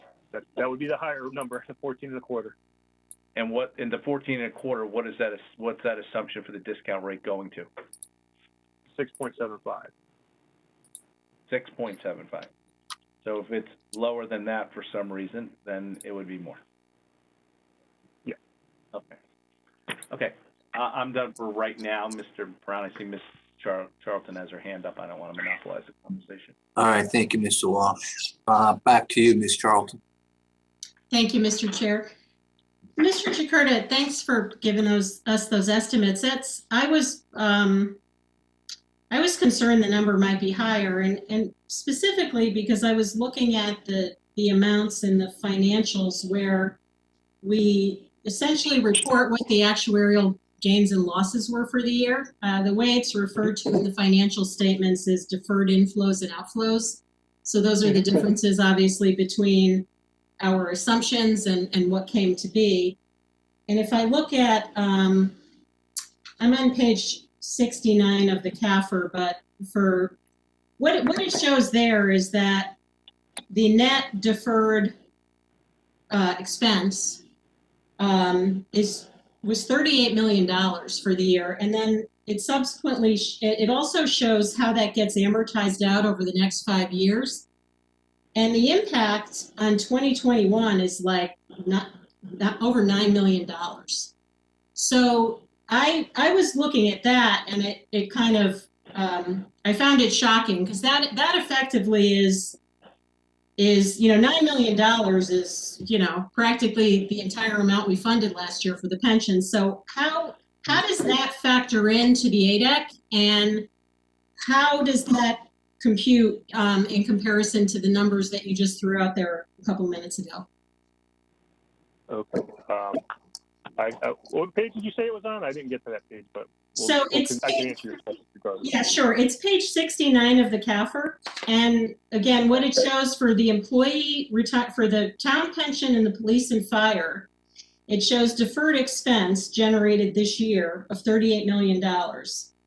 And there's an analysis on the prior page that shows how the 38 came to be. So a bunch of that is, changes in assumptions, mortality. A bunch of that is differences between return on investments. But, 38 million is a big number. It wasn't anything like that last year. And when I looked at the amortization over the years, I guess the way I interpreted that is that amortization of the increase in the unfunded liability will flow into the ADEC. So how does this table in the financials correlate to what our ADEC ends up being? Okay, so there is that's a little bit of apples and oranges. So those are the gains and losses on the market value basis. So again, and when we look at for valuation purposes, again, so we're taking the expected market versus the actual, what we expected, the expected actual value versus the actual market. So we know what that loss is, and we amortize that over the 5 years, right? And that number is probably around 20 million for the town side, which is one of the numbers you're looking at. So remember, so that's you've got an unrecognized, and you're only recognizing a portion of that. And remember, prior to that, we also have other years of gains, right? So the net loss is 10 million. Well, last year was a loss also. I mean, there's not that much left, but if I look at last year's financials, there was also a loss flowing into this year. So I didn't see an offset. I didn't go back beyond last year, but I thought it showed that another, if you were to look at the equivalent number that was flowing into this year, it was, I don't know, $600,000 or something. So I mean, maybe this is apples and oranges, but I look at this and I said, okay, wow, we have, our pension liabilities, if you just put it this way, our unfunded liabilities on the pensions increased by $44 million. And so presumably that increase in the unfunded liability, we have to start, that starts impacting our ADEC. And so I was looking to this table because this seems to show how that gets amortized in. And maybe you calculate it differently, but that was my big takeaway. As I was concerned, we had this big number coming at us. And, is that? So we've already taken into account those numbers, taking into account the actual asset value as of 7/1/20, what they're going to be using for actual value of assets. So that budget of 12.75 or 14.25 takes into account of the losses that occurred already during the year. So yeah, that's one portion of it. So then you got to remember, how does it change the unfunded liability? That's the portion that really that flows into your ADEC, right? Because then you're amortizing that change. So we'll call it just the increase in your unfunded liabilities. That's amortized over the 20 years, say, at whatever the current discount rate is. So that's the impact it's going to have on the ADEC. That's how it flows to the ADEC. Okay, so this disclosure in the financials makes it look like it's getting amortized in over 5 years, and you're saying 20 years. It does. The asset loss gets recognized over 5 years. right? So you're kind of looking at the pension expense that gets put into GASB, and GASB does recognize different losses differently. So, for instance, losses on liabilities are amortized over the average working lifetime of the employee, right, of the total population, and that could be 10 or 12 years or whatever that is. So that way we look at, on the funding side, that's amortized over whatever your rate of amortizing the unfunded period. And I think the last valuation was 20 or 21 years. So now that's going to drop another year. So say it's 19 years this year. And that's how we'll amortize the unfunded at this point in time at 7/1/20. Okay, so to summarize, I think I heard two things. One is that you're measuring the unfunded liability differently than is in this report, because this report is using the fair value at June 30th, and you're using a So when we know that difference is $10 million. Right, and right, but that differential between fair value and smooth value is in fact part of the deferred loss, right? So, and then the second thing you're saying is that you're amortizing that change in the unfunded liability over 20 years? 19, I think it's 19 years this year. It'll be this year. Yeah, okay, I mean, listen, that's good. When I saw these, when I read this disclosure, I have to tell you, I almost jumped out of my chair, because this is, you look at these, and the actuarial numbers are what they are. That's a funding, we're doing things a little bit differently for purposes of funding, but I see we've got a closed plan on the pension on the town side. And even though the plan is closed, our unfunded liability went from 33 million to 55 million this past year on a GAAP basis. So it went way up, and it went way up because of, mortality and asset values and everything else. And it also, we had police and fire went from 27 million to 51 million. So basically our unfunded liabilities jumped dramatically. And, however that ends up flowing into the formula to funding is, I guess, what it is. It sounds like it's going to be less than what the financials would indicate, but that, that's I guess that's the biggest concern, because that's a real budget number, and whatever we don't, we can talk about assumptions, and you can pick different assumptions, but at the end of the day, you still have to sort of true up to actual. That's what these deferred losses are, and we eventually have to fund it. We're just funding it over a longer period of time is what we're doing, right? Yeah, Okay. and I think one of the key things I think you might want to take away from looking at the financial statements is the funding policy and how you guys fund the plan, right? You talked about the funding ratio dropping below 80%, right? So that's kind of one metric, right? But I think a real key one that the rating agencies look at, as well as that, because I think, between 70 and 80%, they still consider that credit neutral, right? And maybe over 85 is probably credit positive. So maybe even up to 85%. I'm not 100% sure, but I know 70 to 80% is definitely credit neutral on the rating agencies, the way they look at things. So a bigger thing, two other kind of things you're going to look at is they're going to look at that long-term rate of return, what that is, right? But I think probably one of the most important things they look at is how you fund the plan. So they're going to look at what the ADEC is and how are you funding the ADEC. So if you're always short on the ADEC, that's gonna be kind of a ding on you. You guys fully fund the ADEC, so that's a huge positive that they look at, because you're funding whatever you're being told to fund. Whereas there's plenty of towns that don't do that. For 1 year they may fund it, then another year, we're short in the budget cycle, so we're going to drop it, 25% or something. We're only going to fund it 70% or something like that. But you guys have been consistently funding it at 100%. So I think that is probably one of the biggest takeaways when you look at that financial stuff. Because again, remember, it's all snapshots, right? They're snapshots. But the true thing of how you're funding your plan is the progress you're making on your ADEC. Are you truly fully funding that ADEC? And historically you are. So that's really the biggest positive to look at, as opposed to a one-time point of you drop down to 80%, under 80% this year, but every other year you're over 80%, so that's positive. And then they're going to look, did you fully fund the ADEC still? Yes, you did. So they're going to look at that. That's going to be a plus on your side. Yeah, no, thank you. I appreciate that. And I've heard the same thing everywhere.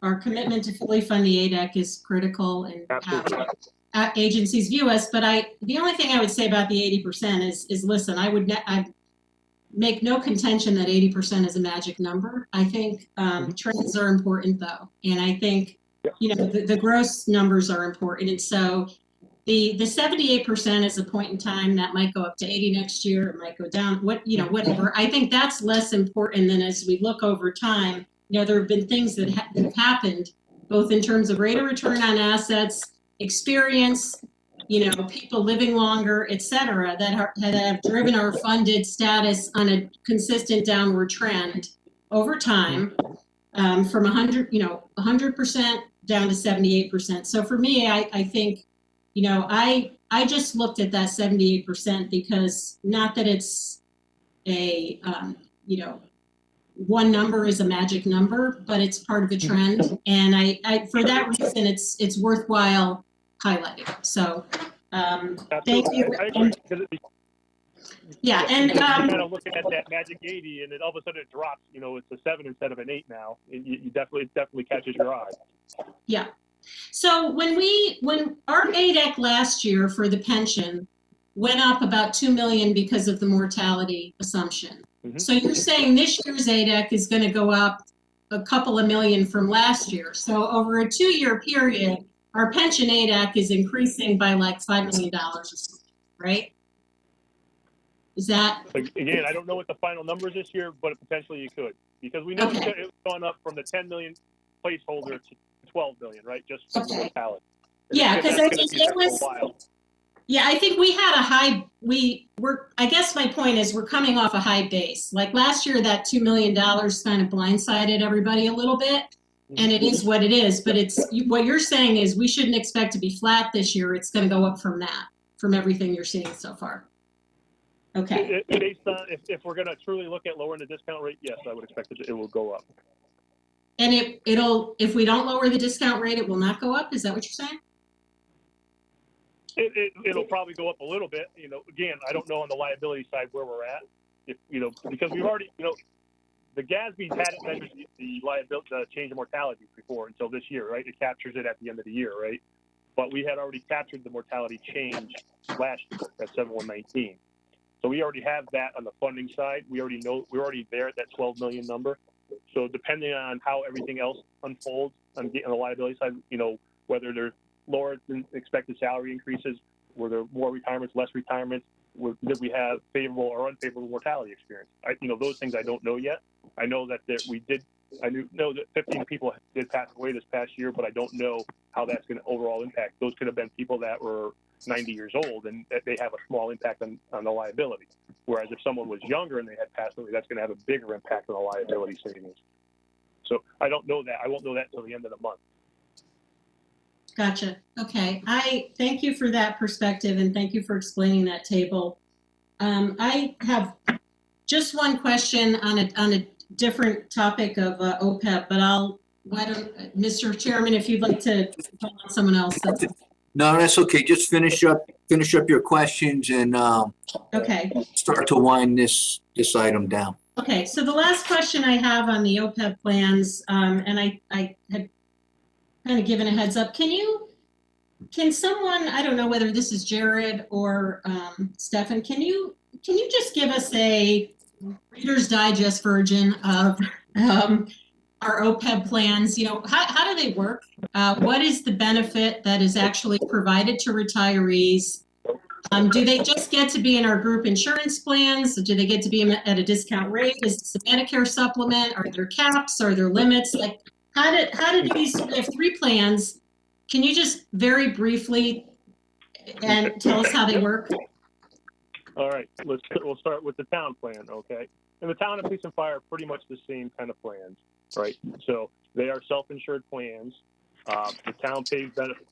So when someone retires, 365 on the town side as well as the police side, the retirees pay the active rate, and the town picks up the different costs and the premiums, right? Now, when it's post 65, the town pays 100%, and that's the Med Sup plan. Okay, so they're covered 100% post 65, and fire is 100% pre 65, whereas the town and police employees are paid the active rate precaution. So basically, after there's no cap or anything like that. Okay, so after 65, we provide 100% of their health care for free. So it's not a Medicare supplement. They don't have to go to Medicare first. We just pay $1 for everything. Yeah, that's typically at 65 the med supplement kicks, so the rates go down. Okay. So when they're up until age 60, so if I retire at 62, I get to stay in the group plan and pay whatever an employee would pay. And then after I'm 65, it's all free. Correct. And the town is self-insured. Mm-hmm. And the town, so there's no cap or limitation, and the town doesn't have any, does the town have any coverage for high claims? You're going to ask if they have a stop loss or something? I don't know for sure. That might be maybe Caitlin on that side might be able to answer that. Because we get claims information, so we're kind of, based on the premiums they're being charged. So the premiums you get charged really should satisfy the claims that are incurred, right? If the insurance companies are pricing it correctly, right? And obviously, most plans do pick out some kind of stop loss to prevent, catastrophic claims, of $500,000 or whatever that number may be. So I would assume the town probably has something like that they're doing. I believe our stop loss is at Can I just a ask, quarter of a million. is that type of benefit normal?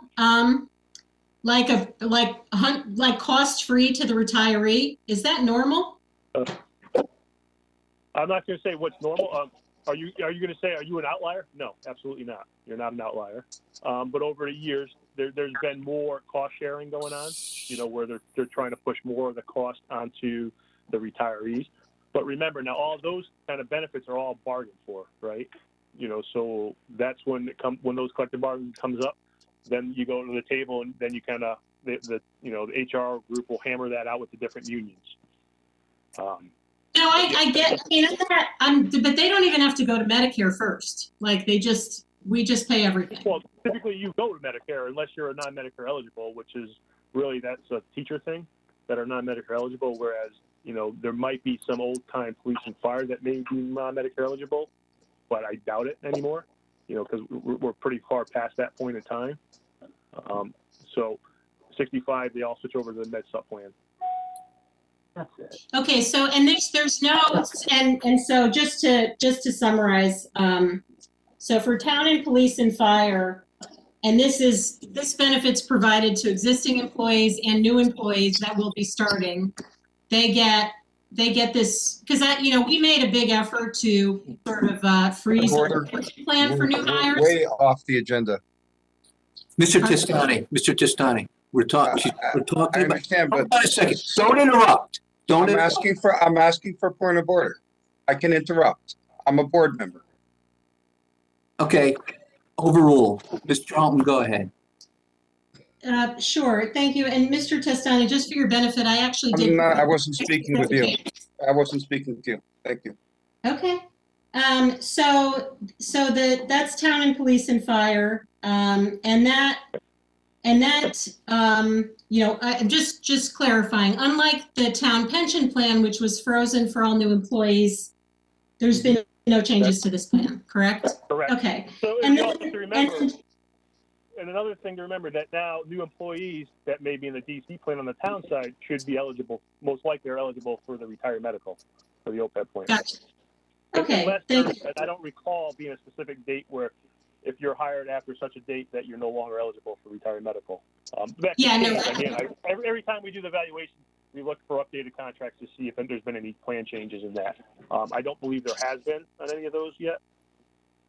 No, the purpose of my questions is just so that we understand the benefit that's encompassed in these liabilities. And then the last question, I know we had a question on this last year as well, and there was a lot of confusion. So the Board of Ed plan, which covers non-certified employees, so not teachers, It covers both.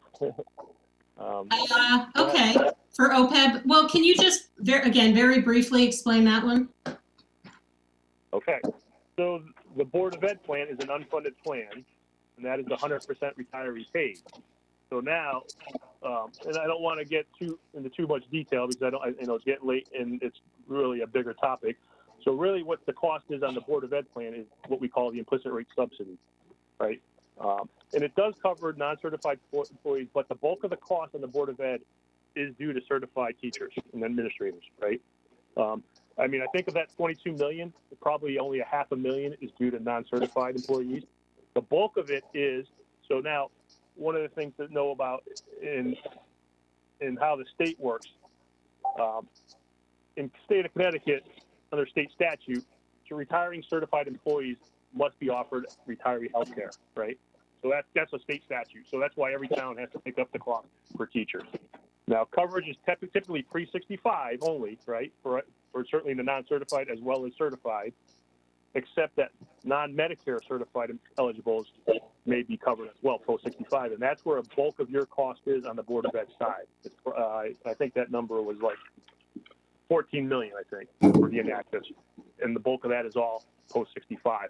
And that's because the non-Medicare eligible teacher is very expensive. And that's a small closed group as well, just for your quick background. Anybody hired before March 31st, 1986 is typically non-Medicare eligible because they were not paying into it back at that date. So those old-time teachers are the ones that are generating a big chunk of the cost. Now, when you say, as I mentioned, they pay 100%, but the way it is, what the implicit rate subsidy does, it measures the true economic cost of retiree health benefits, right? Because, again, under state statute, retirees are permitted to stay on the group health insurance plan, which also covers active employees, but they also pay 100% of the group premium that is charged to active employees. So what GASB makes you do, because retirees have a higher utilization of the health care than active employees, they want you to measure that. So really what you end up, the cost is the true economic cost less the actual premiums that they're paying. And that's the implicit rate subsidy. That's what that's the liability that you're funding, or that's on the balance sheet.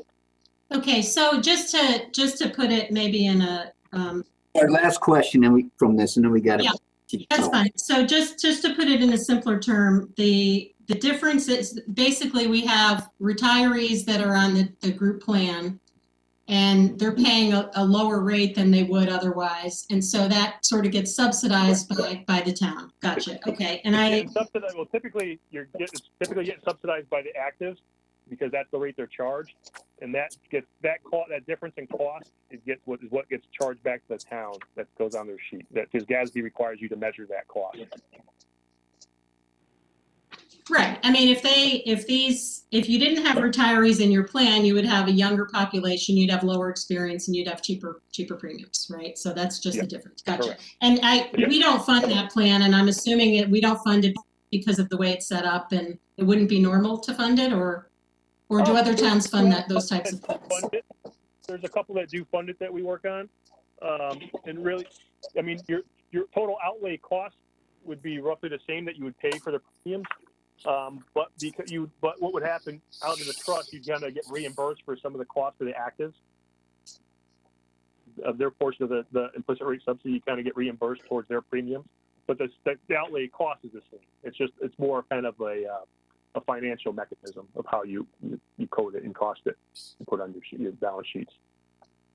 Okay, thank you again. Appreciate it. Okay, any further questions on this item? Mr. Walsh? Mr. Chikerta, if you look at page 68 of the CAFR, would you be able to turn to that for a second?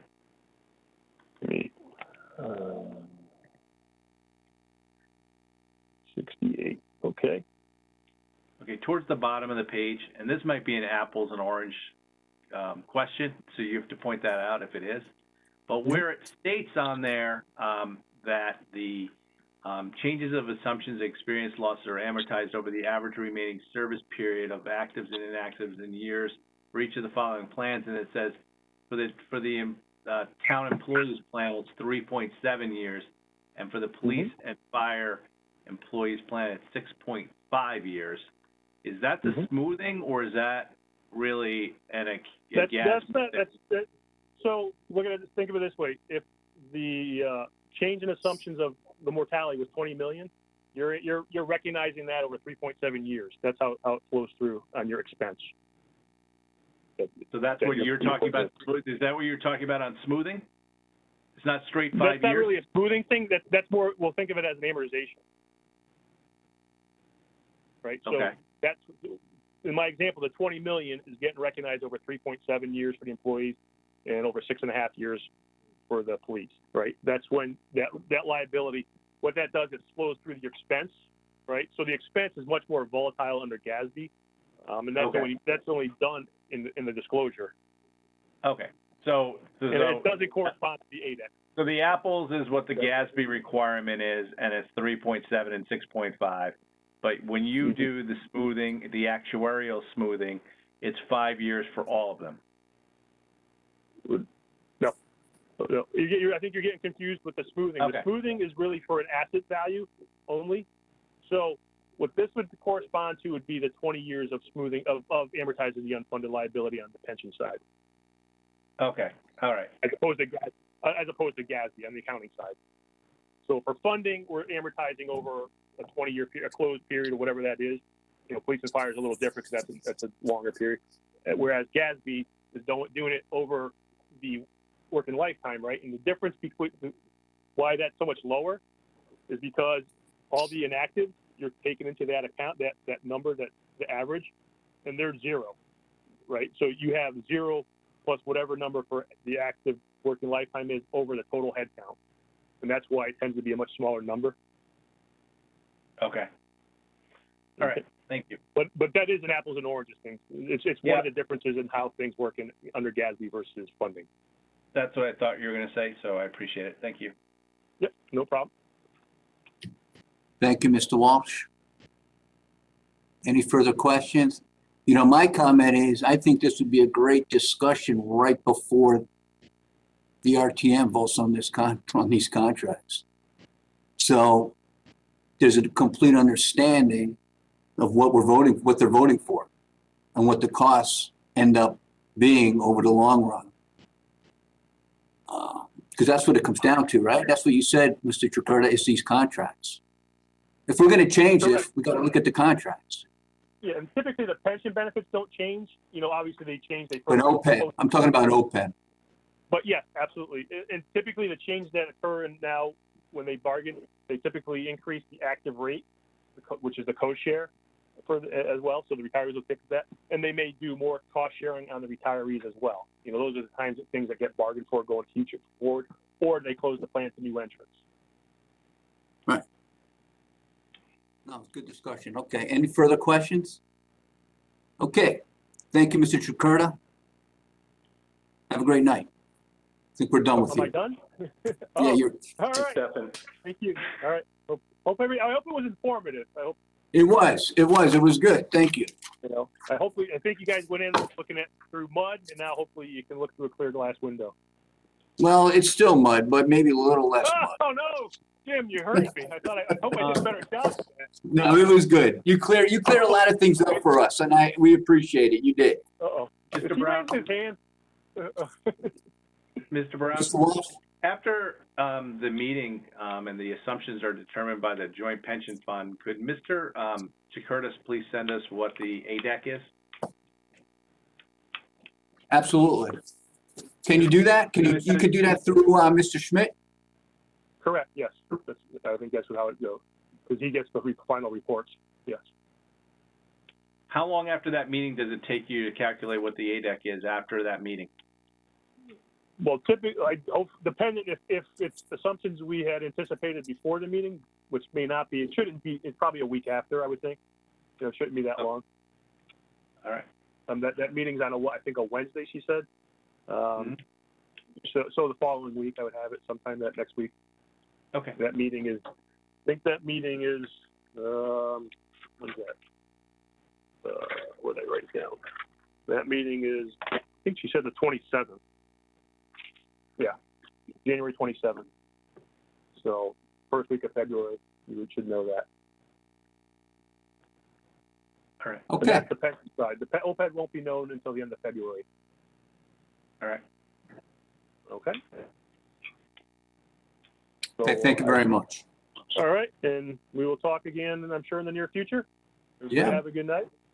Very shortly. Have a good night. Thank you. Okay, we're going to item number 5. To hear, consider, and act upon a request from the Purchasing Policy Committee to transfer $10,000 from the general fund contingency to the Board of Finance fees and professional services budget for the review and coordination of the new purchasing policy by outside auditors. Can I have a motion to put this before us? Mr. Walsh, seconded by Mr. DeWitt. So, as we stated earlier, this is a carryover from an item in one of our December meetings. I think it was the first meeting of December, the first meeting we had in December. But nevertheless, it is a carryover. And want to thank Mr. Foley for updating that policy. He did a lot of good work, and our policy committee, Mr. DeWitt and Ms. Charlton, complimented him for that work. And therefore, instead of having Mr. Centofanti write the policy, the purchasing committee is asking us to support a transfer of $10,000, so saving us $10,000. So Mr. Centofanti can just review the policy.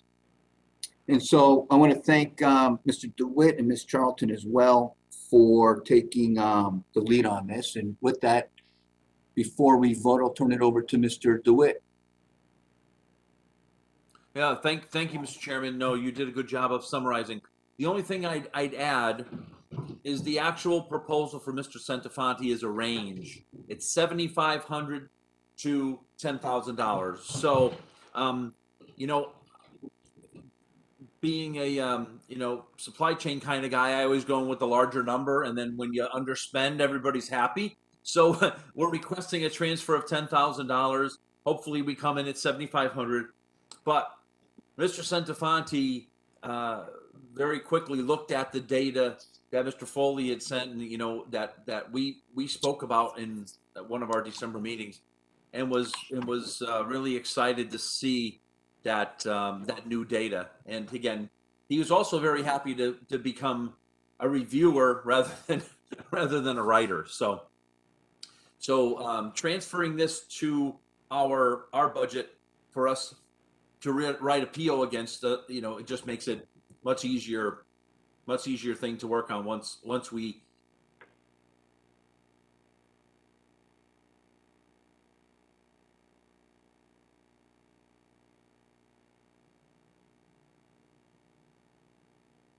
Is this me, Mr. DeWitt? No. Okay. Did I do something wrong? Yeah, no, you're fine. You just kind of froze for a couple seconds. Oh, sorry. And I wasn't sure if I was about to get disconnected again. But... No, all right. Thank you, Mr. DeWitt. Ms. Marmie? Thank you. I just have a question. I think there might be an echo, but what's the timing in terms of Mr.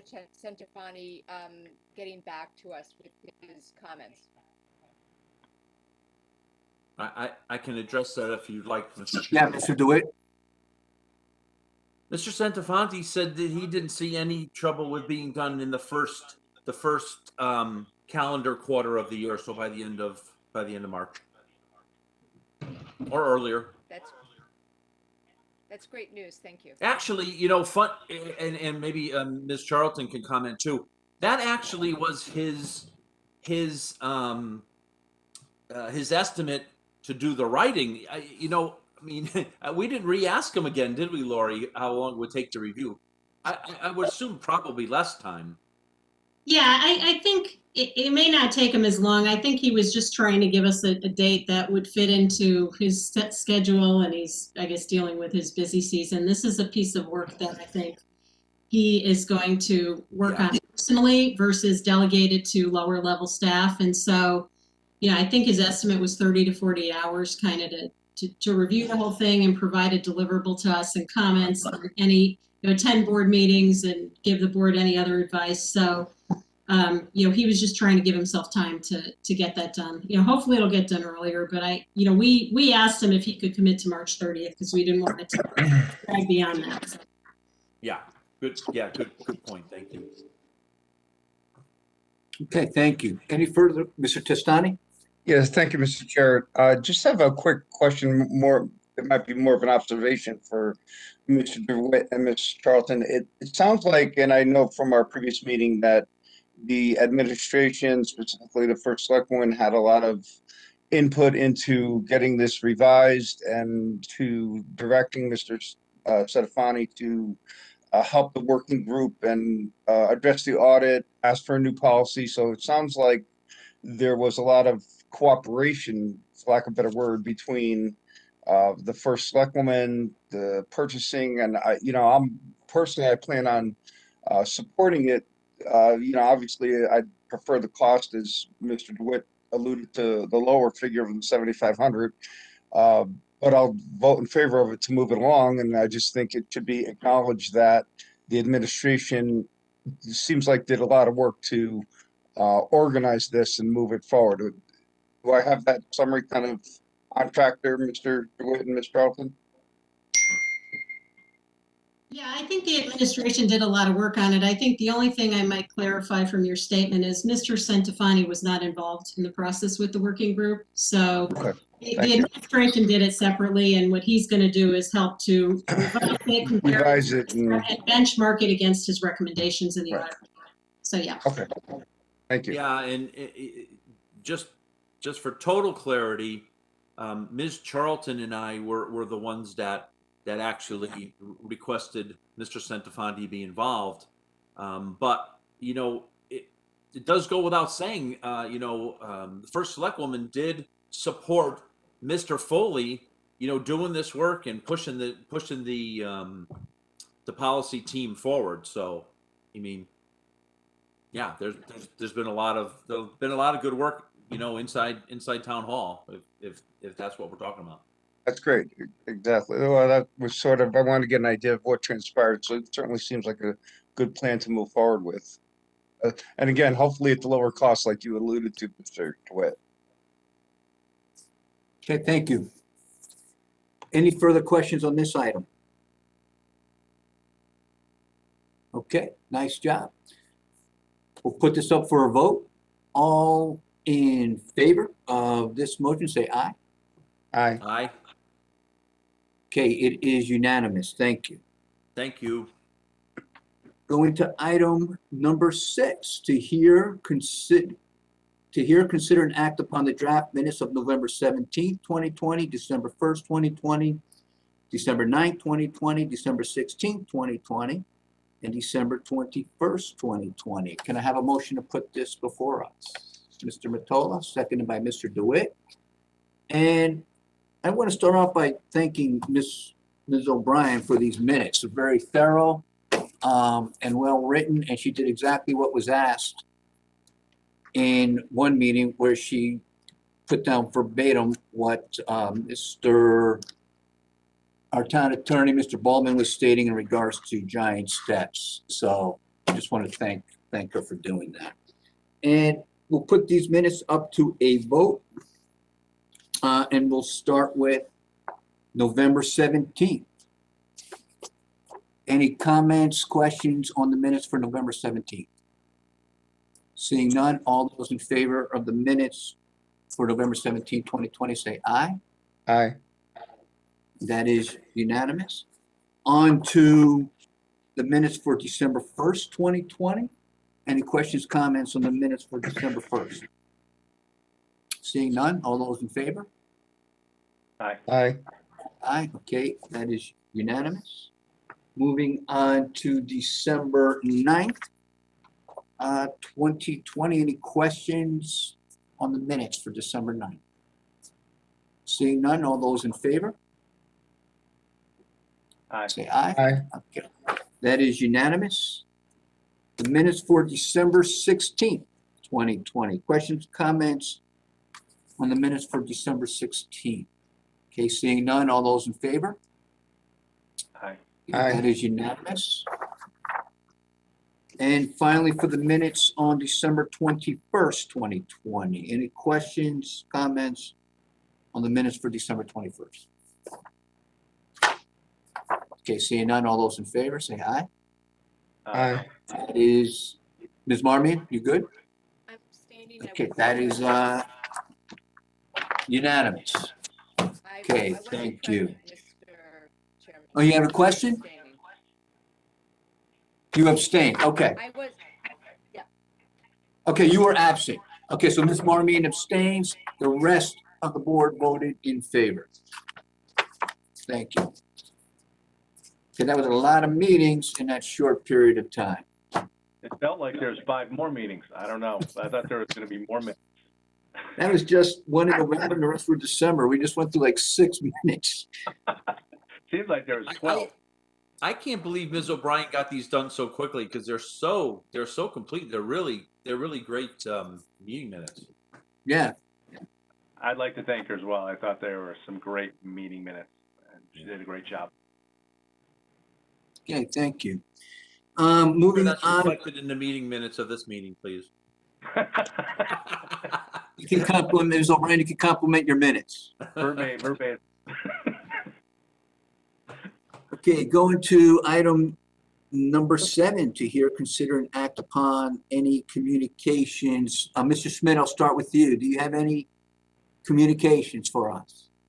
No, nothing additional from the administration. Okay, thank you. Anybody else have anything, communications for the Board of Finance? Ms. Marmion? Thank you, Mr. Chairman. Yeah, I had mentioned in an email earlier, I was interested in just getting a brief synopsis, not an update, from our committee on the, how it's going with the DPW audit recommendations. And I understand they just met tonight and that we'll put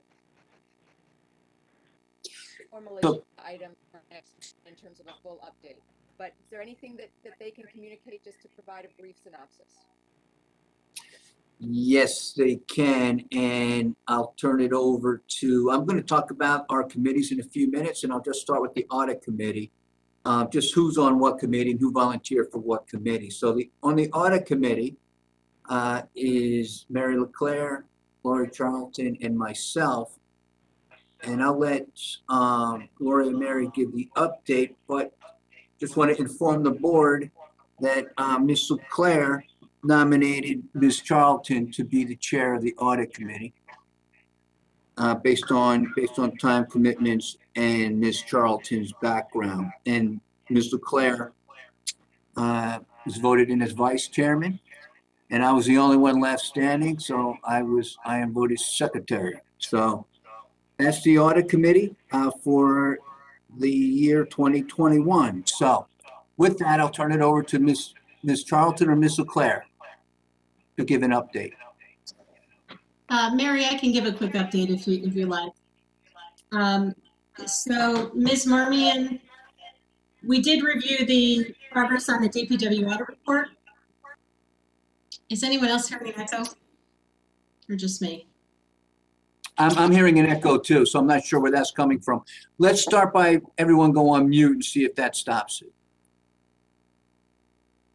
Okay, I think that's better. So yeah, we got an update from the administration on the progress on the DPW audit report. As you may recall, there were 76 findings / recommendations that came out of that audit. Of the 76, 17 of those have been fully closed. All of our questions have been addressed. That leaves 59 recommendations that are open or have remaining questions on them or are in process. And out of that 59, 17 of those relate to the purchasing policy. And I think as we just discussed, that's well underway. And we expect to have the auditors review it by March 30th, and then it can move on and be, put before this board for approval. So again, 76 findings, 17 closed, 17 relate to the purchasing policy. That leaves 42 that are open or in process other than the purchasing policy. And the administration is working on those. Those have differing priorities. They relate to a bunch of different areas. And what we talked about was that at our next meeting, the administration would look to provide target dates or priorities around some of those to the extent possible. There are limited resources working on these issues, so that, that leaves some questions open in terms of when they can be completed. But what we hope to have done is to have target dates for completion on the individual recommendations, and hopefully a target date when we can be done with everything. So progress continues, and we can provide a more full update at a future meeting. The other thing we also got an update on at the audit committee meeting was from Ms. Saxel, the town's internal auditor. She gave us an update on what she's been doing this year and the audit reports that she's completed. And Mr. Brown, I believe, will put her on the agenda for this body during our next meeting to provide that same update to our full board. That's it. Okay, thank you, Ms. Charlton. That's correct. Chairman, We'll have her in just to front of clarify? us. Can I just clarify what the administration's position is as far as? Yeah, I just wanted, yeah, Mr. Smith, I just want to just finish my sentence and say that, yeah, Connie will be before our board in February. Might be a long night, but in our first meeting in February, so we'll take a look at what we have. But the intent is to have her before us, and she should really come as the internal auditor before the Board of Finance twice a year. So with that said, Mr. Smith, please go ahead. Sure. I just wanted to clarify. We talked about different things in establishing time frames, timelines, deadlines for doing specific. We didn't talk about tying specific audits to specific recommendations to specific deadlines, but there was a desire by the board, by the committee, to create some deadlines for some things, and that we do that as an administration. And there was also a request to maybe do a deadline, a drop dead date for the entire audit and for all the recommendations in the audit. And I just want to, I committed to going back and talking to the first select woman to figure out if we could come up with some kind of deadline for completing the audit, the overall audit. And I committed to, as the will of the committee be, that we would go before them to give them an update on our progress throughout, but not to assign specific dates to specific items and specific recommendations within the audit. Okay, thank you, Mr. Schmidt. Any comments on from Mr. Schmidt? Mr. Wall? Yeah, I'll start with Ms. I have one for Ms. Charlton when the time is right. Yeah. Mr. Mottola, did you have a comment from Mr. Schmidt or a question? No, I mean, you've had the audit since May. So, right? Is that am I correct about that? So at some point, we've got to get on with this and get these items that are open clarified and closed. So that's all. So what you said, Mr. Schmidt, to me led me to believe that you're not going to come up with any firm deadlines, and that, we could be sitting here 6, 7, 8 months from now and we'll still have a bunch of items open. I hope that's not the case. That's all I'm saying. So thank you, Mr. Mottola. Yeah, no, that won't be the case. We'll come into an agreement. I'll let Ms. Charlton answer to that question, but we're working together with the committee, our committee, and Mr. Schmidt to get through these items. That's fine. Thank you so much. Yeah. Ms. Charlton or Mr. Claire, anything further? No. Okay. Mr. Walsh, you had a question for Ms. Charlton? Yes. Are we going to all get these audit reports that Ms. Saxel's prepared this year? Are we going to get them before she appears before us so that we can read the audit reports? Thanks for that question. And the answer is yes. I think what we'll request as backup for the next meeting would be a summary of the reports so that we have a snapshot of the recommendation, and, you know, whether it's been addressed and where implementation stands. But we'll also ask that the full set of reports be provided. Okay. From what I understand at your meeting, that there was a report in regards to the electric savings from the solar panels presented by Ms. Saxel today. Is that correct? The report was not presented today. Ms. Saxel informed us that she had modified a previous report that she had issued.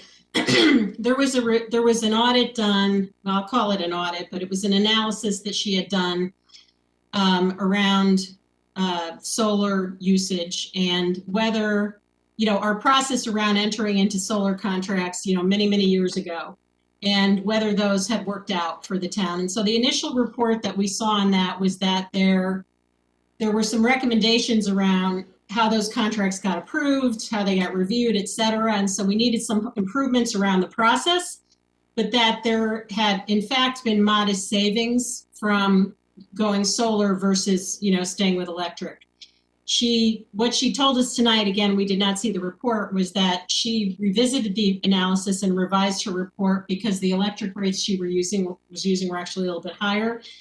And we didn't see your the PIN followed by the pound or hash.